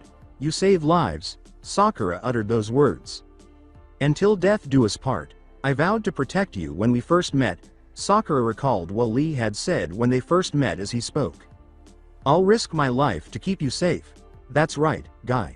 Sensei, I get it, Lee thought. They're practically dead. As he prepared to strike, Dosu said. As Sakura began to draw a kunai from her weapons pouch, Lee thought, from the looks of it, Sakura-san doesn't have any more fight left in her, either. As he ran in the direction of the two Konoha Nins, Dosu thought, this unibrow kid is obviously a virtuoso of taijutsu. He'll make an excellent plaything. Sakura then hurled the kunai, but Dosu leapt to his feet and descended on Lee, who punched his right arm through the ground before Dosu blocked it by pulling up a tree's roots. Isn't this an illusion of some sort? Therefore, it would be a waste of my time to pretend that your attacks were genuine. Lee remarked, I've seen you use these moves before. He is incredibly strong, Sakura thought. It's a risk, but if I take them one at a time, my strength should be sufficient to defeat them. But there are three of them and one of me, so they have the advantage, Lee reflected. Team 10 in the Forest of Death. Oh. When we are unable to identify any weaklings, how can we identify the weak? Did Ino ask. Well, aside from Naruto's squad, naturally, Shikamaru uttered those words. You baka, what are you talking about? Ino shouted. What? Shikamaru inquired. Sasuke-kun, the greatest of the best, is paired with Naruto and Sakura, who are complete losers, Ino shouted. Now, what's the reason? It's possible that your beloved Sasuke-kun is more skilled in theory than in reality. Alright, sorry for disparaging your idol, Shikamaru said, but he quickly changed his mind when he noticed the angry expression on Ino's face. That girl is a complete jerk. She attacks me whenever I say something about Sasuke. Nobody here has the ability to defeat Sasuke-kun. Sakura, though, she's such a wimp. As Choji noticed something behind some bushes, Ino uttered those words. Hey! Sasuke has lost consciousness, he added, and Sakura's defending him. Ino and Shikamaru turned to face Choji. Team Guy, Forest of Death Tenten and Neji had returned to their meeting spot, but Lee was nowhere to be seen. Lee.San isn't known for keeping us waiting. It's strange because he's usually very particular about being on time.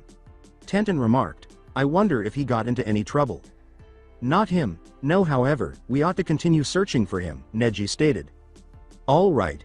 Tenten uttered those words prior to their departure. Team 7, Forest of Death. As he removed the bandages from his arms, Lee thought, Guy. Sensei, the time has definitely come for me to use the forbidden move you taught me, and not hold back. I'm defending the life of someone who means the world to me. Lee knelt down and vanished. Just before Lee emerged beneath him and sent him skyward with a single, forceful kick to the jaw before leaping after him, Dosu wondered, where'd he go? I haven't finished with you yet.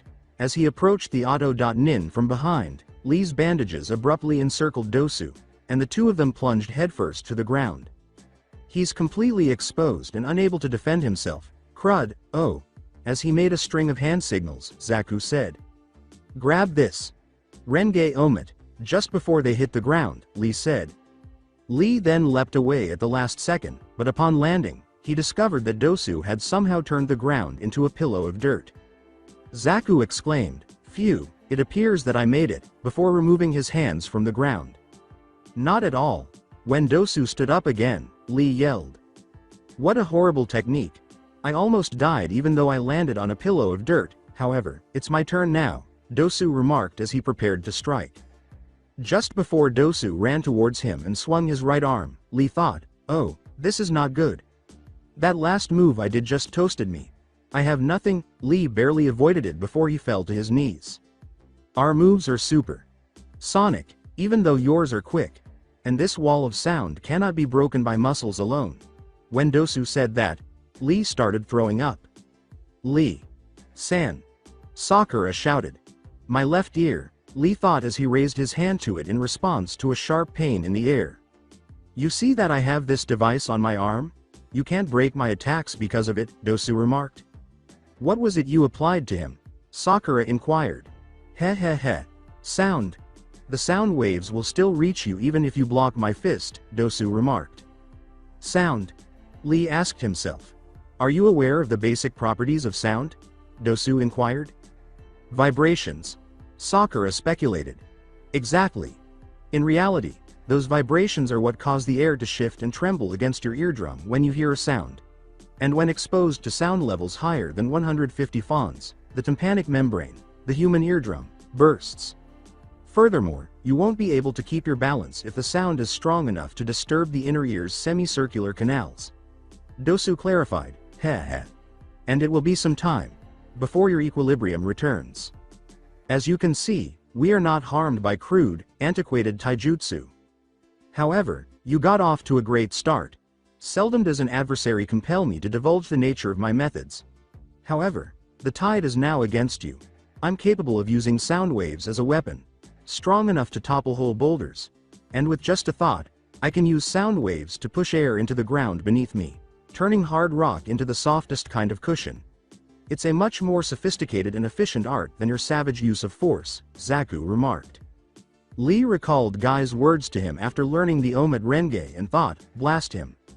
The only time you may use this technique is to protect someone very dear to you. To keep someone I care about safe. But I'm really proud of you for learning this technique, even if you never use it. Well done, Lee. Darn it, Lee mused. Dosu charged at Sakura, saying, and now, it's your turn. Blast. Lee uttered those words. As Sakura braced herself, she thought, he's coming. But to her astonishment, Lee leapt in front of her. What? Startled, Dosu exclaimed, then thought, impossible. Sakura thought, Lee.san, as Lee stepped forward to deliver a roundhouse kick.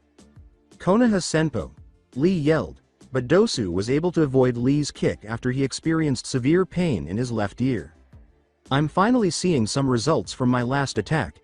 You initially startled me, but where is the quick, razor sharp attack from a few moments ago? Dosu claimed that a taijutsu practitioner had blocked his attempt to slam the underside of his arm into Lee's head. Every tiny sound from within is amplified to the greatest extent by this arm of mine. It is an amplifier that is turned up to 11. And not only that, but far from depending on the momentum of my arm's swing. I can use my chakra to direct its power toward my chosen prey, wherever he may lie. Dosu uttered as strong sound waves emerged from his amplifier and entered Lee's left ear. Lee-san. As Lee hit the ground, Sakura screamed. The coup de grace is about to happen. Dosu uttered those words. I don't believe so.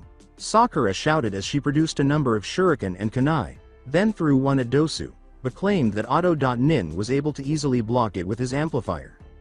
He uttered, oh, my god. Team 10 in the Forest of Death. It seems like a smart idea to run away. They're getting smashed. As they observed the ongoing conflict, Choji muttered. It appears that Naruto and Sasuke are simply unconscious, but the renowned Lee has clearly had his ass kicked, and Sakura is by herself. What will you do, Ino? Shikamaru murmured. Why are you asking me this? Did Ino ask? Sakura is really in trouble, we can't simply abandon her, can we? Didn't she seem like your best friend? Ino suddenly remembered the first time she and Sakura became rivals as Shikamaru whispered. Ino-chan? Hey Sakura, how are you? I heard someone saying. What are you saying? Claiming to also like Sasuke.kun. What? If it's true, then we are competitors. The Yamanaka heiress asked herself, why am I remembering that now? Hi, Ino. What will it be? Shikamaru inquired. We are powerless to do anything. We risk making matters worse if we make a mistake now. Those guys would take me out in about 10 seconds flat. Not even I can beat them, Ino muttered, attempting to avoid yelling. Team 7, Forest of Death. After Sakura threw the shuriken, Zaku moved in front of the throwing stars and sent them flying back at her with a loud noise. As Sakura avoided them, she thought, my shuriken, were repelled by a wall of air. However, the female Auto team member grabbed the Konoha Kunoichi's hair. Beautiful hair that has a lot more luster and bounce than mine. Deep conditioning without jutsu. What ninja technique is that? You should focus on your training instead of tinkering with your appearance, which is a disgrace to all shinobi. Zaku, why don't you finish off Sasuke or one of her other fallen heartthrobs right in front of this lovesick little pig? The female Otto.nin said before turning to face Zaku. The very least we can do is amuse her. Hey. Well done. Before moving to where Naruto and Sasuke were lying, Zaku uttered those words. No, Sakura thought, they wouldn't remain motionless, the Otto.nin woman said. Sakura.san, Lee pondered. Sakura thought, I thought this time. It would be different, this time. I need to help the people I care about. I can't summon any strength, I can't, I'm just a burden to them, just someone they have to protect. I'm always in the way, never helping. All right. Let's do it, Zaku said, approaching the two genins who were sleeping. Hey. Naruto and Sasuke are having serious problems, Shikamaru murmured. What are we going to do? Ino pondered. At that point, the female Otto.nin saw Sakura draw a kunai. Your tricks are useless against me, little girl, she replied. You believe so? Before shocking everyone by cutting her hair to break free from the Otto.nin's grip, Sakura said this. What? Surprised, the female Otto.nin said. As Sakura got to her feet and her Hite.8 fell off and onto the ground, she thought, I'd always thought of myself as a full-fledged ninja, proud to be an equal as I trailed after my teammates, crushing on Sasuke-kun and scolding Naruto, watching them safely from the background. While they would both risk anything to protect me. Lee.San claims he likes me, too, and he risked his life to keep me safe. You're all my teachers, and you've shown me what I want to be, like all of you. Now it's your turn to watch my back, Sakura thought. Sakura, Ino pondered. Hey, Kin. Get her. When Zaku shouted, the female Auto.Nin, who was now known as Kin, took multiple senbons out of her weapons pouch and charged at Sakura, who was weaving a string of hand signals at the moment. Just before Kin slammed her senbons into the pinkette's back, Zaku thought, those signs she's making. Sakura simply turned into a log, zigging when I zagged. She's making a mockery of this, trying to deceive us with such a rudimentary technique. Then Zaku saw Sakura running toward him, holding 4 kunais each. She had the audacity to approach me directly. Kin, look out! Zaku exclaimed after giving it some thought. Sakura then threw the kunais in Zaku's direction, and Kin leapt out of the way. Before thinking, the air pressure is at full strength, with no ultra-sonic output, Zaku said, give it up. Then he noticed that Sakura had once more woven the Kawarimi no Jutsu signs. As he sent a sound wave directly at Sakura, the kunais were deflected back at her, but she turned into a log once more. Obviously, you're over. Head, Zaku exclaimed, poor, foolish girl, just a one-trick pony. Zankuha. When Sakura repeated the same pattern of hand signals, Zaku looked up to confirm that she was indeed above him. He then took 4 kunais out of his pouch. When he threw the kunais at the kunoichi, he said, try it twice, try it thrice. That trick will never work on me. My smallest skill is more than enough for you. He then began to look around, trying to figure out where she had come from. Heh, come out, wherever you, he said, but was stopped when a drop of blood fell on his face. He looked up to see Sakura holding the 4th kunais in her left hand, with 3 of them still stabbed into her. It's real this time. Sakura then landed on Zaku, biting his left arm after stabbing his right. Get off! Shouted Zaku. Sakura, Ino thought as she flashed back to her first encounter with the pinkette, when she first introduced her to her other friends, when Sakura first confessed her crush on Sasuke-kun to them, and when they finally met after being divided into teams. After removing Sakura from him, Zaku prepared to murder her. This is not good, Choji managed to whisper. With a whisper, Shikamaru said, Ino, come on. Sakura thought, they need me to protect them. As Zaku was about to fire, he yelled, you little witch.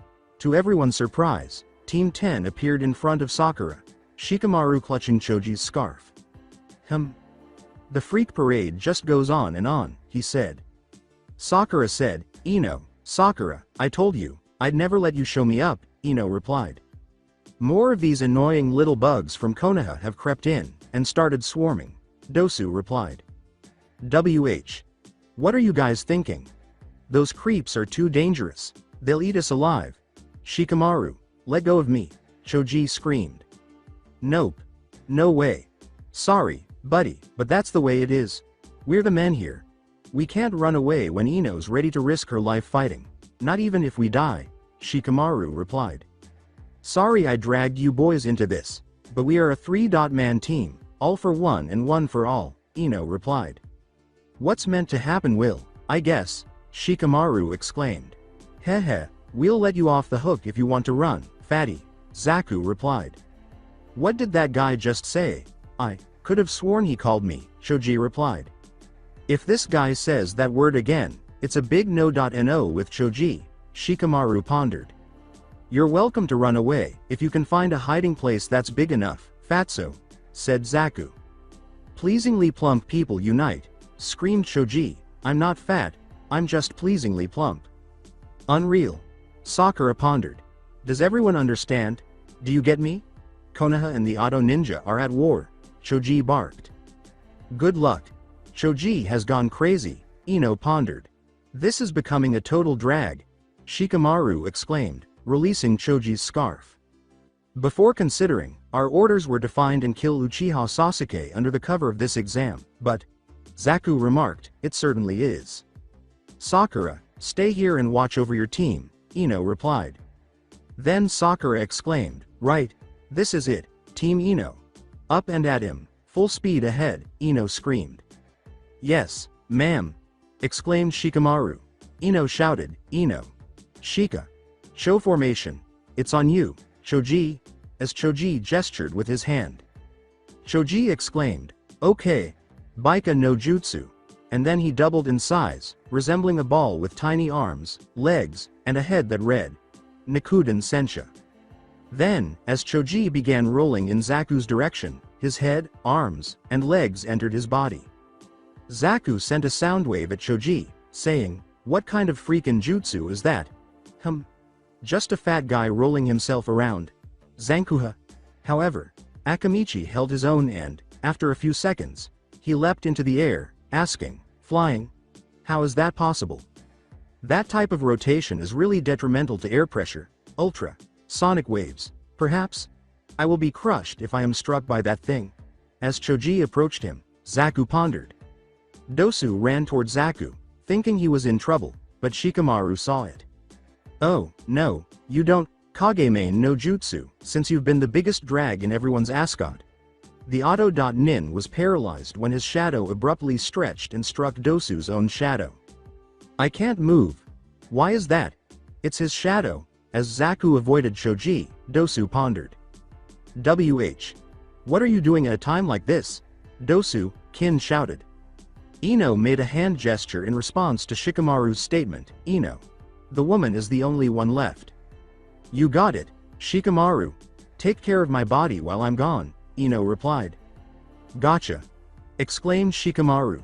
Ino exclaimed, Shintenshin no Jutsu, and then abruptly passed out as Shikamaru grabbed her before she could fall to the ground. Choji said, man, that makes my head spin, and got to his feet. To demonstrate that it was Ino in Kin's body, Kin abruptly withdrew a kunai and raised it to her own throat. When she saw both of them, she smirked and said, you're finished. If either of you makes a move, your teammate Kin is as good as dead. Both of you, leave your scrolls here, and go finish the exam without them. When I can no longer sense either of your chakras, I'll release Kin. She was perplexed. When Sakura realized what the Auto.Nins were planning, she yelled, they're going to. Zaku pointed his left arm at Ino, Kin and said, no. Then, with a sound wave directed directly at Ino, Kin, Zaku sent her hurtling into a tree and then to the ground, where blood poured from both Ino's and Kin's mouths. Ino, exclaimed Shikamaru. What unbelievable lowlifes, to wound your own comrade, said Ino or Kin. Zaku remarked, you underestimated us, bad mistake. To everyone's surprise, Dosu declared, we're after Sasuke, before adding, our objective is not some stupid scroll, nor have we any interest in passing your infantile exam. Blast. I'm almost out of time. Just before his shadow separated from Dosu's and returned to him, Shikamaru had this thought. So, your little trick can only work for 5 minutes at a time? And as for the jutsu that girl is using, from the look of things, if we inflict any harm on her host, her real body suffers as well. Heh, we can kill her by killing Kin ourselves, Dosu replied. You make me sick. Everyone exclaimed as they turned to face Naruto, who was actually standing up again. Sakura exclaimed, Naruto, as Naruto passed by. Naruto declared, you're up against me, now, you think that you're so tough? You've been sleeping through this whole thing, so you don't know what we're capable of, replied Zaku. Shikamaru shouted, he's right, Naruto. You won't stand a chance against them. Naruto smirked as he looked down at his ring and saw that it was still silver. I wouldn't be too sure about that, he said. As the sound wave approached, Zaku exclaimed, Zankuha. Naruto, Sakura, Lee, and Sasuke were all hit, leaving no evidence of them. Guys! Shouted the 3 Team 10 members. Not even a trace of them left. I guess I put too much power into the attack than I had intended to. Well, since Sasuke was there, that ends our mission, Zaku replied. Together with Zaku, Dosu said, and now, for the 3 of you, as they turned to face the other 3 people. Not so fast. Everyone turned to face Naruto, who was standing above Sakura and Lee's hardly conscious bodies as well as Sasuke's still unconscious body. Zaku questioned, "What? How could you all escape? You guys are using sound, right?" "Well, I'm able to use something that's much faster," said Naruto. Dosu inquired, "And what would that be?" "Time," Naruto exclaimed, shocking everyone. "Time? But that's impossible, no one can control time," Dosu replied. Naruto extended his hand to show them the ring and remarked, "Maybe, but do you see this ring? Here? It recently gained the ability to slow down time to the point where I could even see the rays of light that comes from the sun. Kurama no Kyuubi. Alright. His ring is something I truly desire now. Maybe, but something like that would be far too convenient. I'm guessing that there must be limitations to how long you can have time slowed down," Dosu replied. Naruto said, "Perhaps," before he made his preferred hand gesture and exclaimed, "Kage Bunshin no Jutsu." When two Naruto clones materialized, the trio charged at Dosu. However, Otto.Nin swung his right arm, and the three Narutos vanished in smoke. What? They were all three clones, right? Dosu's eyes grew wide as he thought. The Otto.Nin then used the amplifier on his right arm as a shield when he felt something approaching. However, he was taken aback when a paper kunai became embedded in the amplifier. A kunai made of paper. Dosu pondered, along with everyone else present, what Naruto was contemplating while hurling paper kunais. However, Dosu thought, an explosive tag, when he saw the seals on the kunai. Boom! Everyone could see that Dosu was still standing as the smoke cleared, but the amplifier had multiple cracks in it. As he leapt from a tree, Naruto remarked, "It appears that you won't win this. It looks like that thing on your arm has seen better days." Zaku asked, "Hey, and why's that?" Naruto simply looked in the direction of his teammates and Lee, and everyone followed him to see that Sasuke was awake. Sakura shouted, "Sasuke-kun! You're awake." But as soon as Sasuke got to his feet, they noticed that something was different about him. Half of his body was covered in marks that resembled black flames, and there was a foreboding aura about him. "That's Sasuke-kun. Kin pondered. "Sakura, point out the ones who pummeled you into that state," Sasuke exclaimed. The words, Sasuke-kun, were spoken by Sakura, who barely recognized her crush. When Sasuke asked, "Who was it? The curse's energies are spreading throughout my entire body," Dosu pondered. "It was us," exclaimed Zaku. Sakura questioned, "Sasuke-kun, your body," as Sasuke glanced down at his left hand before turning to face the Otto.Nins. "Nothing to worry about. I feel fine, strong, bursting with power. I got it from him. I understand now. I am an Avenger, on the path I walk. I have to do whatever it takes to gain power, even if it means selling my flash to the devil," Sasuke replied. Sasuke was given the title of Avenger because, as a child, he saw his own older brother kill his entire clan, and he will stop at nothing to obtain the authority he needs to exact revenge. As I had assumed, the mark on his neck about which little Sakura was ranting is the curse mark that was placed on him. He has channeled and imitated it, and he has finally managed to stand up, Dosu pondered. Angry at the three Otto.Nins, Sasuke remarked, "So, it was you." While carrying Ino's body, Shikamaru screamed, "Ino! If you stay in that form, you'll be dragged into this. Get back to your own body. Shoji, let's get moving. It's time we got out of here," and he ran. "Ah, dude. Kai," as she made a hand gesture and went back to her own body, Kin reflected. Shikamaru exclaimed, "Good. Welcome back," as he noticed Ino beginning to awaken. "That's his enormous chakra, too big to fit inside his body, even after we," Dosu pondered. Zaku said, "Snap out of it, Dosu. Just because he refuses to die," before reaching out to the Uchiha with both arms. Dosu shouted, "Zaku, no, don't you get it?" A huge sound wave sped towards Naruto, Sasuke, Sakura, and Lee as Zaku yelled, "Zankukyokuha!" "Ha!" Blew those pipsqueaks to bits. "What pipsqueaks are those?" Sasuke stood beside Zaku and swung his left arm at him, sending the Otto.Nin flying, while Naruto, Sakura, and Lee were now behind him. "He's quick." Before Sasuke made the Tora sign, Dosu made a remark. When Sasuke called out the name of his attack, Zaku was hit by multiple fireballs. Kaden. Housenka no Jutsu. As he sent a sound wave that extinguished the fire, Zaku exclaimed, "You're getting overconfident. I can just blow these out." But then he noticed that each fireball had a shuriken concealed within it. "What?" he asked. He was struck by several shuriken, and then the Uchiha materialized beneath him. "Zaku. Beneath you," Dosu screamed, but it was too late because Sasuke jumped over Zaku and grabbed his left arm after grabbing his right. Then the Uchiha stepped on Zaku's back. "Sasuke. Kun's chakra is entirely different from what it was during our time together in school. Is Sasuke-kun actually there? What in the world became of him?" Ino pondered.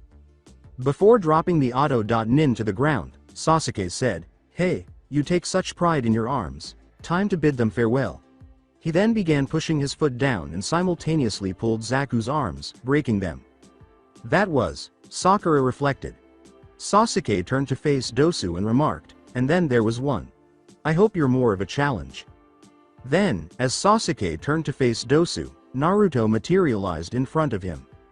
"Stop, Sasuke. I think they get the picture," he replied. Sasuke pushed Naruto aside and walked on, saying, "Out of my way, Naruto." However, Naruto approached him from behind and covered the curse mark on Sasuke's neck with his hand. Naruto exclaimed, "Sweet dreams." And the Uchiha collapsed to the ground, unconscious, as the marks on his body began to fade. Sakura said, "Naruto, what did you?" After saying, "Don't worry, Sakura-chan. He's only sleeping." Naruto turned to face Dosu. How did Naruto manage to prevent Sasuke from being cursed? Dosu pondered. Dosu set down his earth scroll before gathering his teammates, and Naruto said, "I suggest that you leave now and take your friends with you. Oh, and you could leave your scroll with us." Sakura shouted, "Wait." Just as Dosu was ready to go. "You need to tell me who Orochimaru is, what he wants with Sasuke-kun, and why he picked Sasuke-kun." As he left, Dosu remarked, "I don't know, we were just following orders." He later reflected, "You ordered us to murder Sasuke, but you got to him first, and you marked him with that curse rather than killing him. What game do you play?" As he, Ino, and Choji ran in their direction, Shikamaru exclaimed, "Hey! Are you all alright?" At that moment, Neji and Tenten, who had arrived around the same time Naruto woke up, leapt from a tree. Neji approached Naruto, while Tenten ran to wake Lee. He inquired, "Where did you get that ring?" "There's no point in," Shikamaru began, but Naruto interrupted him. "It's a secret," declared Naruto. Neji said, "I see." Then he turned around and walked away, Lee and Tenten following closely behind. Shikamaru and his teammates said, "I guess we should get going too, see ya around," before departing. Then, Naruto and Sakura turned to see that Sasuke was regaining consciousness after hearing a moan. Sakura screamed, "Sasuke-kun," and embraced him. As he pushed Sakura away from him and turned to face Naruto, Sasuke muttered, Sakura, and tried to sit up. "Okay, Naruto, now tell us what Orochimaru meant with chosen of regeneration." "Very well, but it'll be a long story," Naruto replied while he was seated, "but first, you'll have to promise to never tell anyone what I'm about to tell you, understand?" This was going to be a long day, Naruto sighed as Sasuke said, "Very well." Day 4 of the Forest of Death. More than 2 days had passed since Naruto had informed them of his status as the Chosen One and his assigned task. It goes without saying that Sasuke was upset that Naruto, not him, had been selected. The Uchiha were even more incensed after Naruto revealed to them his limited knowledge of the Akatsuki and his parents. In addition to being the Angel's pick, Naruto, also known as the Dobi, was one of the last of the great Uzumaki clan, which was on par with the Uchiha and Senju. To make matters worse, Naruto was also the Kyuubi Jinchuriki, which is the primary factor behind his rapid development among the three. At least Naruto was gracious enough to show them a few of the jutsu scrolls he had discovered in Uzushio. Even Kaden jutsus had one, which demonstrated some techniques that had nothing to do with jutsus. Kurama no Kyuubi. Yes, the Uzumaki clan was aware of arts. Those will be magic arts. Additionally, Naruto demonstrated to the two some of the skills he had acquired from his fight with Cress, including Tiger Blade and Demon Fang. However, it appeared that Sasuke was the only one who could learn them. Kaden. Karyudan no Jutsu. A fire. Breathing dragon swooped to attack Naruto, but the Uzumaki sidestepped it and then swung his kunai in a downward slash. As the kunai struck the ground and a surge of energy shot through the air in the direction of the Uchiha, he yelled, "Demon Fang." Avoiding the energy, Sasuke dashed in Naruto's direction and then slashed his kunai upwards while leaping up himself, carrying Naruto along. Tiger Blade. Then, as he and Naruto descended toward the ground, he swung the kunai downward. However, as they touched down, the blonde vanished in a cloud of smoke. Kage Bunshin. Just before 3 paper kunais flew past him, Sasuke felt something to his right and leapt out of the way. He turned to see Naruto where they had come from. Then, beneath the Uchiha's feet, a red glyph materialized. Time to end this fight, Naruto. Fire. Boom. The fireballs exploded in his face, sending him flying backwards into a tree, rather than forming around him as they should have. Whoa, when you said it was time to end this fight, I didn't think you'd actually blow yourself up, said Naruto. Sasuke got up and yelled, "Shut up, Naruto," before they could hear Sakura calling for them. She yelled at them, "The food's ready, guys." Naruto yelled, "Coming, Sakura-chan," as he dashed back toward the river beside which they were camping. Later, they were eating fish while seated around a fire. Sasuke asked, "The second exam started 4 days ago, right?" "Yeah," said Naruto. "And it began around 2:30 p.m., so it will be over in less than 26 hours, said Sasuke. Sakura remarked as Naruto displayed their 2 scrolls. "A lot of teams must have finished by now. Which means people will be getting desperate," said Naruto. The 3 of them exclaimed, "Hey, there," as they turned to see Kabuto standing there. "Kabuto-san," exclaimed Naruto. Sasuke questioned, "What are you doing here?" "I got separated from my team a while back, and I'm on my way to the tower to meet up with them. Guess it was just pure luck that I ran into you guys," said Kabuto. Kabuto reached into his weapons pouch as Naruto said, "Wait, are you implying that you've got both scrolls?" "Bingo," he exclaimed as he produced 2 scrolls. "In that case, I think it'd be a good idea to go to the tower together," Naruto replied. "I agree.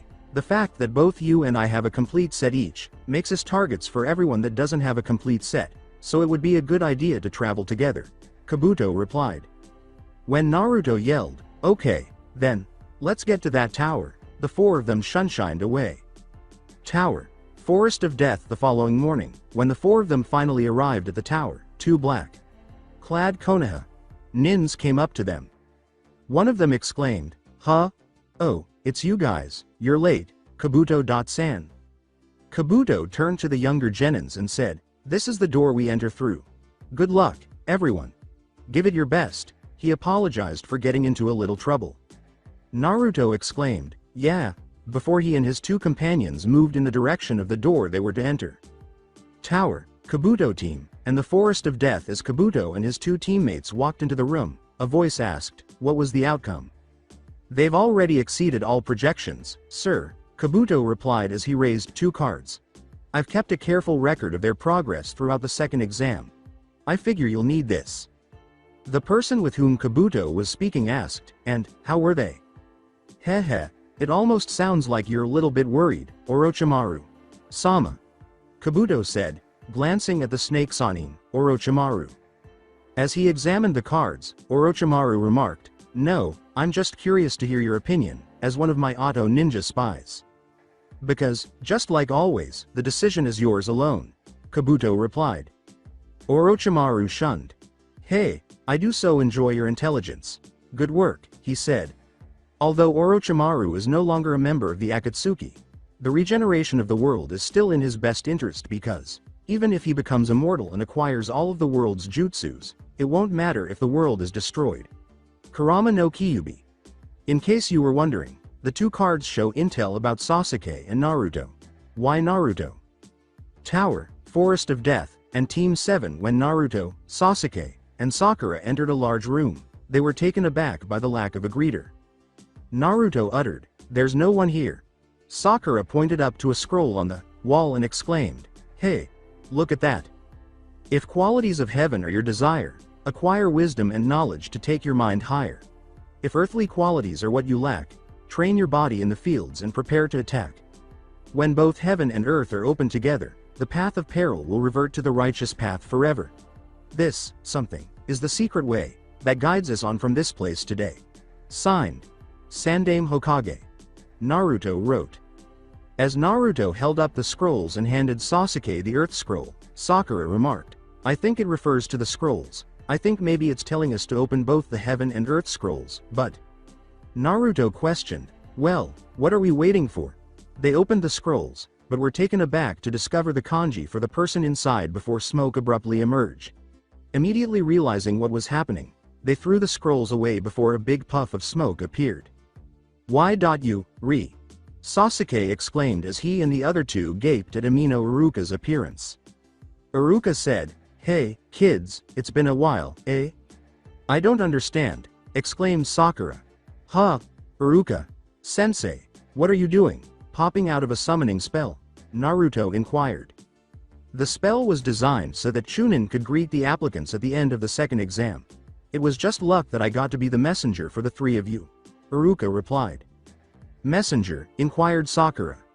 Iruka looked at his watch and exclaimed, "Yeah, you barely made it," before adding, "Congratulations, you've all passed the second exam. This calls for a celebration. I wish I could take you out for ramen at Ichiraku." Everyone stared at him as if he had grown another head, but Naruto interrupted him, saying, "No thanks, I'm not all that hungry." Is Naruto refusing ramen? I believe the world is ending, was what Sasuke, Sakura, and Iruka were thinking. Sakura pointed to the wall scroll and said, "Oh, right. Iruka. Sensei, what can you tell us about the wall scroll?" She went on to say, "It looks like moths have been at it, and we couldn't figure out what it means." "Well, part of why I'm here is to make sure you understand the message of the scroll, so, read it again. It's the directive set down by the Sandaime Hokage for all Chunin level ninja," Iruka replied. "Directive?" inquired Naruto. "That's right, in the text, heaven refers to the human mind, and earth refers to the human body. If qualities of heaven are your desire, acquire wisdom and knowledge to take your mind higher." In other words, if Naruto's weakest area is his brain and academic knowledge, then he needs to study hard and learn the principles that will help him on his missions. Sakura began to laugh, but she stopped when Iruka went on, "And, if earthly qualities are what you lack, train your body in the fields and prepare to attack." If Sakura's weakness is her lack of strength and power, then she needs to work hard and discover the riches of physical stamina and skill. Once you access the qualities of both heaven and earth, then no mission, no matter how dangerous, will be the wrong path for you. You'll be walking a safe path, even in the middle of the most perilous mission. Sakura questioned, "Then, what about that blank space?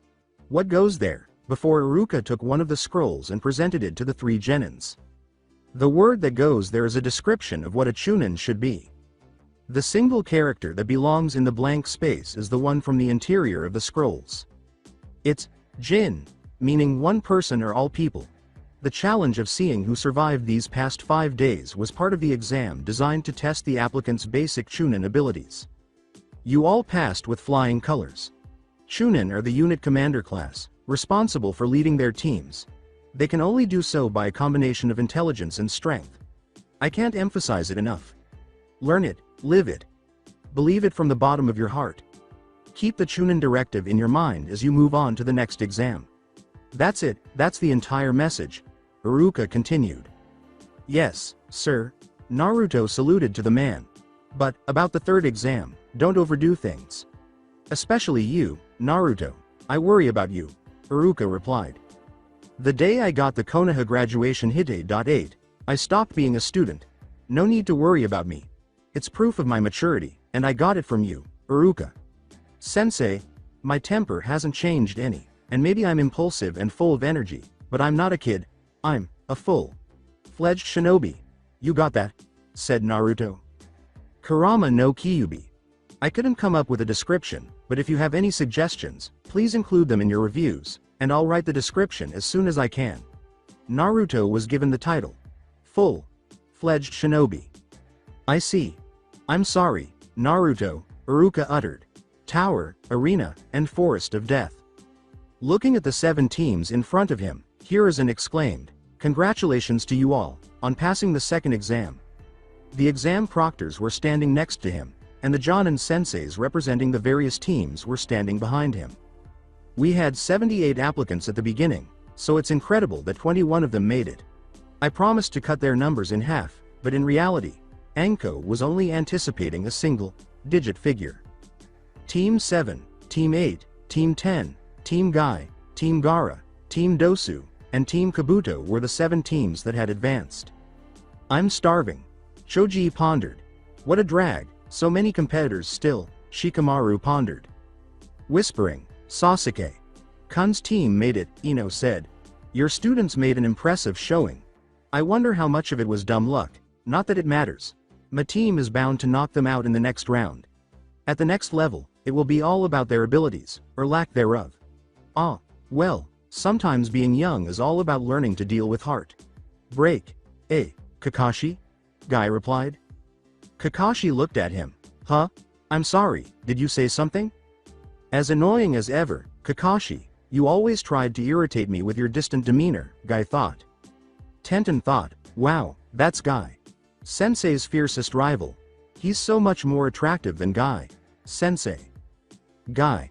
Sensei is the coolest of all the senseis. Not even close, he's the real deal." Guy. "Sensei, just wait, you'll be proud of me," Lee pondered. "Only the actual players remain now, and it was made by Uchiha Sasuke, huh?" Neji pondered. As Dosu gazed at Orochimaru, who was standing among the disguised Jonin senseis, Zaku thought, "You'll pay for injuring my arms, Uchiha Sasuke." Wow, Tamari thought, only 7 teams finished out of the 26 3-man teams that started. Baki pondered, "So you came through without a scratch after all, Gaara." The Suna. Siblings Jonin sensei. Yuhi Kurenai, the Jonin sensei of Team 8, thought, Akamaru is acting strange. Kiba glared at them out of the corner of his eye and thought, "Those guys from Sanagakure. I'm very happy that Naruto.kun passed as well. Cheers," Hinata pondered. "What the? Every Konoha applicant that we are aware of is present," Sakura pondered. "That Suna team is also present. What is the story of Sabaku no Gaara?" Naruto pondered. As he placed his hand over his curse mark, which had just begun to act up for the first time since the battle with the Auto. "Nins," Sasuke muttered, I got a bad feeling about this. The fact that so many of them made it out alive is incredible, but what's even more amazing is that most of the survivors were cut from the ranks of the most unsavory recruits." Before he began to describe the Chunin exams, Hiruzen paused to reflect. "Kurama no Kyubi. Since it's entirely canon, I won't bother explaining it. If you're interested, read the manga." A Jonin proctor knelt down in front of Hiruzen as he finished outlining the tests. The Jonin, now known as Hayate, said, "Pardon me, Hokage Sama, but if it's okay with you, please turn over the remainder of the proceedings to me, Gecko Hayate, proctor of the 3rd exam." Hiruzen said, "Go ahead." Hayate got to his feet and turned around.